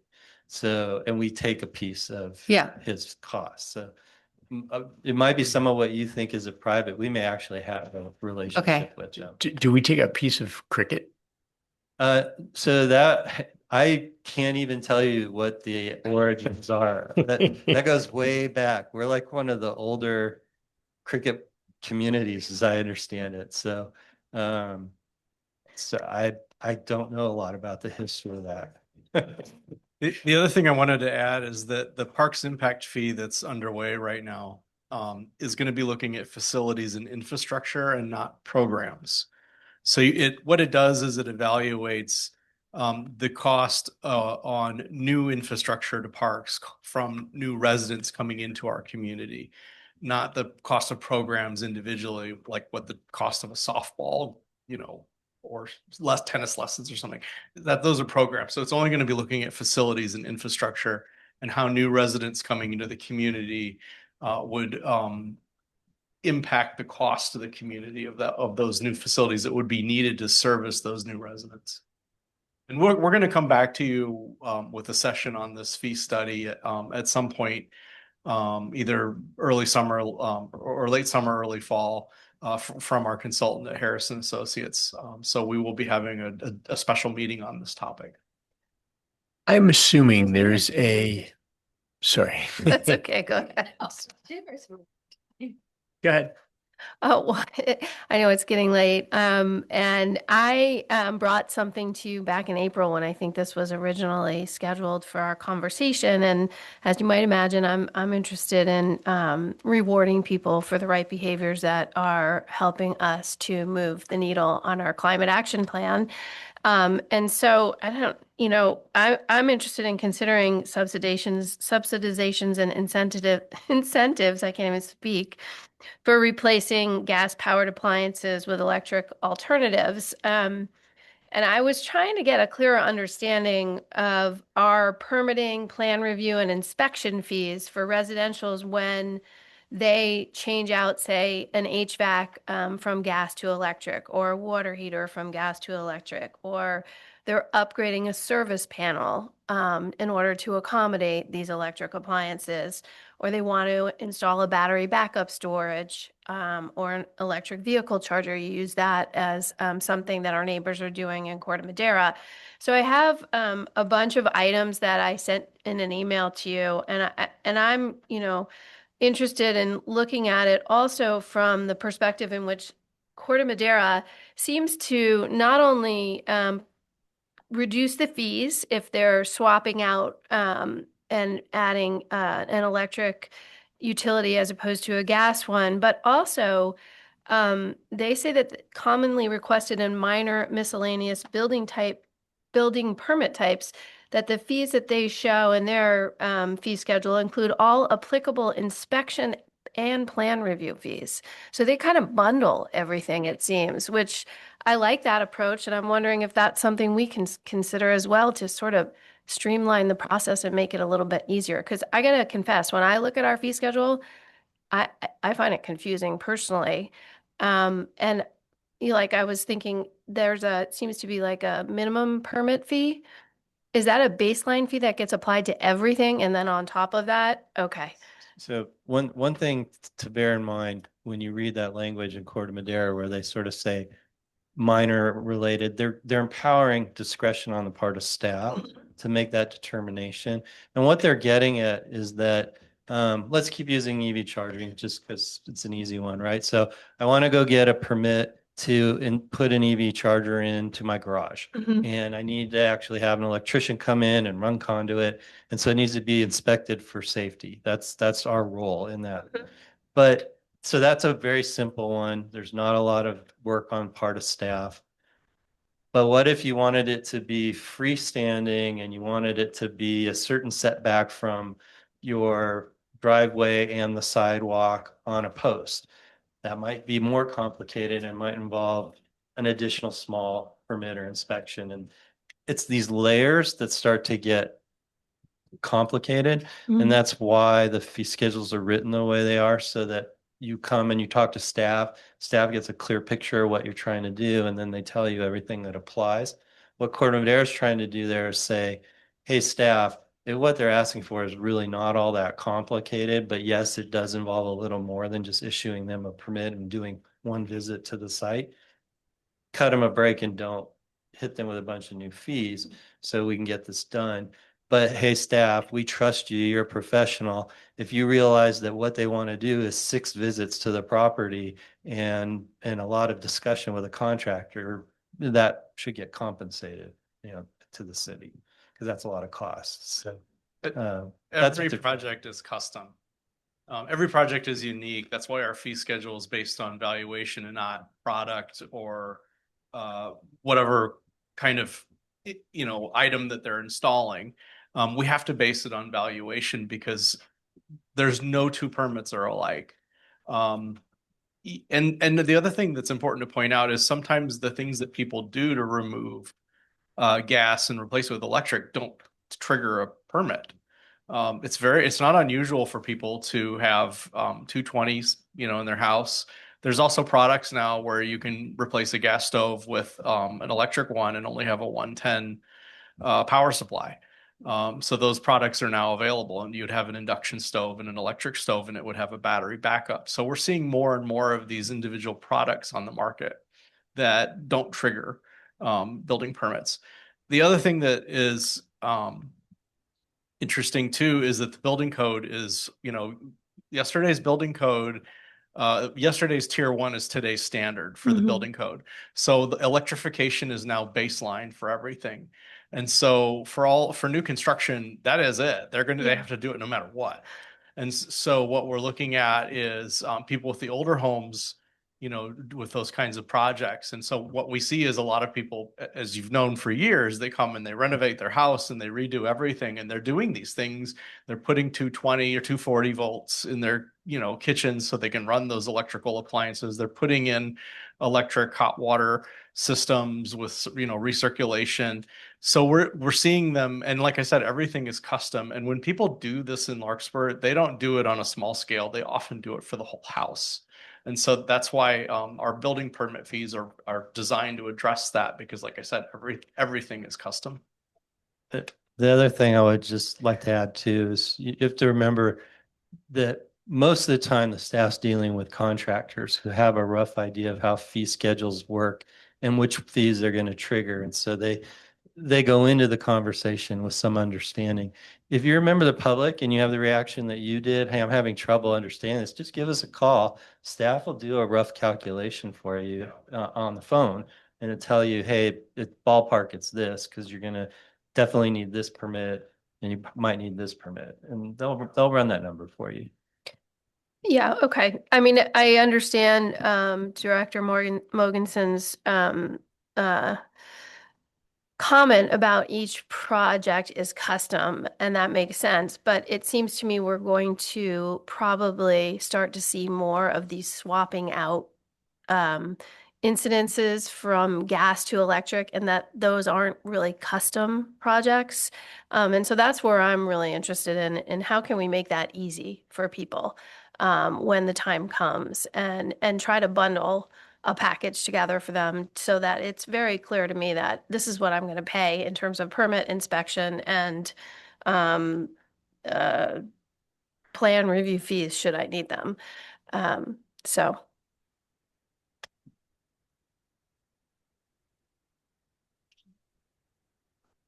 I just have a, on these development impact fees, I mean, part of it is, yeah, we need, our staff obviously spends time on this and we have to build new infrastructure to support new development, but at some point it's like, we need to build the housing. And so do these impact fees deter housing development if we're piling on a whole bunch of new fees? And, isn't it better just to get the housing built and they start paying property taxes, and when the city starts to get money from, the new housing that's built? So how are other cities dealing with, all these new, I don't want to say new, all these development impact fees, which seem to, they could add up. I mean, we just increased the fire and now we're going to do parks and maybe some other stuff. Well, first, I could bring you a list of cities where they have 20 impact fees. We're just talking about sort of some critical ones. Okay. There's a whole laundry list of different impacts that different communities have identified and said new development needs to contribute. And this is how we're going to do that calculation. I don't know how Andy feels, but I think when you're talking about, you have to separate this into big development and little development, because you're when you start going into hundreds of units, these impact fees are pretty nominal compared to their other costs, right? They're real costs. I'm not saying they're not, but on the pro forma of that development, they're pretty modest. I could see somebody coming in who's trying to build 4 units, which we want every unit we can get, and that could be where the impact fee is a little more of a burden to them because they're probably on a tighter margin. The thing with development impact fees that are really important to know, and I'm going to speak on behalf of our applicants, is that they want predictability. They want stability. They want something that they know upfront what it's going to cost. Everybody that calls that wants to do a new project, they want to know what it is up front, and they want to know that it's because they got to do their performance before they even apply. But the one thing that they can't predict is all the variables that are involved with the market, whether it's construction costs, material costs, financing, interest rates. So what cities will do, and I had this experience in my last city with affordable housing, they had a 15% affordable housing requirement, and the council asked, well, we want to raise this to 20. So we have to do, an impact study. So we did a housing nexus study to see, well, what would that cost? How would that pencil out for the developers? And we found out in 1994 that in my prior jurisdiction that with the given market conditions and the comps for similar projects being built, that you would only break even at something like 8% affordable housing provided in a project, which of course is less than, I think the state minimum. And, no wonder they're not building these, multifamily projects, is because it just didn't pencil out. And so, but that was only a snapshot in time, because if you went back another year, it wouldn't have been 8%, it would have been 12%. And maybe the year before that with the interest rates, it would have been different. But when you look, like I said, there's constant up and down factors. This is the one thing that developers know doesn't change, is the development impact fees. And that's what they appreciate about cities, that there's that consistency and that predictability. And so what it's important to do is when you're doing development impact fee studies is to have these nexus studies done routinely to see where you're at and where you stand under any given market conditions. And when you get the results, of course, it's a snapshot in time and it can change as with year to year, but it's really useful because it shows you for both the city and developers that this is how a typical project might pencil out. And so that's it's just one of the things with the way construction works. Interest rates are high, construction materials are high. We have an inflationary environment right now, so we're not seeing that much getting built, but you know, the time will come. Maybe things will change, the economy will improve, and that's when we see those spurts. But that's how it is in community development. Everything's up and down. But I do want to emphasize too that you get to ultimately decide. We bring you the information, and you might decide, I'm okay with not collecting that impact fee. I'm okay with the general fund absorbing that particular cost. But right now, we haven't brought you 2026 information about a couple of these critical ones, and we need to do that. So yeah, I guess that was my main question was just, we're not legally required to charge these fees because you just said other jurisdictions, they probably have a whole bunch of other development fees that they're levying on or assessing. No, there's no legal obligation to charge them. Okay. It's optional, and if no two cities have exactly the same mix, and it's everything from none at all to a dozen or more. Okay, great. Thanks. Yeah, I think we picked Park as a critical one because we have this old 1998 process for calculating a fee that's way out of date. And so we need to bring you what a 26 fee should look like. And you can make a conscious decision. You want to keep the old way of doing it. It'll definitely be less than the 26 calculation. I think it's important to point out too that our Parkland fee and our traffic impact fees they're quite low because they haven't been updated in so long. And so the developers look at those fees and they look at Larkspur and they go, "Ooh, that's very nice. I appreciate that." So I've actually gotten some positive comments back saying, "Oh, that's nice. You haven't updated your fair market value since 1998 for Parkland dedication." So, I'm pretty sure the fair market value per buildable acre is not currently $150,000. The value of land is much, much higher. So if they're going to dedicate land for parks for the number of units they're going to build, it's a bargain right now. But yet we're not seeing, a lot of developers kicking in the door because it's lower, because it really, in the grand scheme of things, it's just one little tiny sliver of that pie of a whole overall project cost. That's okay. Any other questions right now? Thank you very much. I do think just one item we will work on and bring back is in the future is I do think, and probably maybe with Corte Madera as our example, bring back a discussion very specific to some of the green building items and whether or not you want to follow that sort of thought process of rewarding those particular types of projects. Yeah. Maybe look at San Rafael, and I know Mill Valley probably looked at something recently as well in terms of their development impact fees. We'd just be curious what other neighboring jurisdictions might be doing. We can certainly, when we bring the impact fees, give you a sense of what's out in the landscape around us as well. Yeah. Okay, great. Thank you. All right. Thank you for that. A lot to digest. Are there any public comments? No? Any online? I'm looking for any raised hands online. There's no public comment. Thank you for sticking with us, members of the public. Yes. All right. Okay, well, with that, I will close item 8.6, and we are going to adjourn to our next regular meeting on Wednesday, August 19th. Thank you and good evening.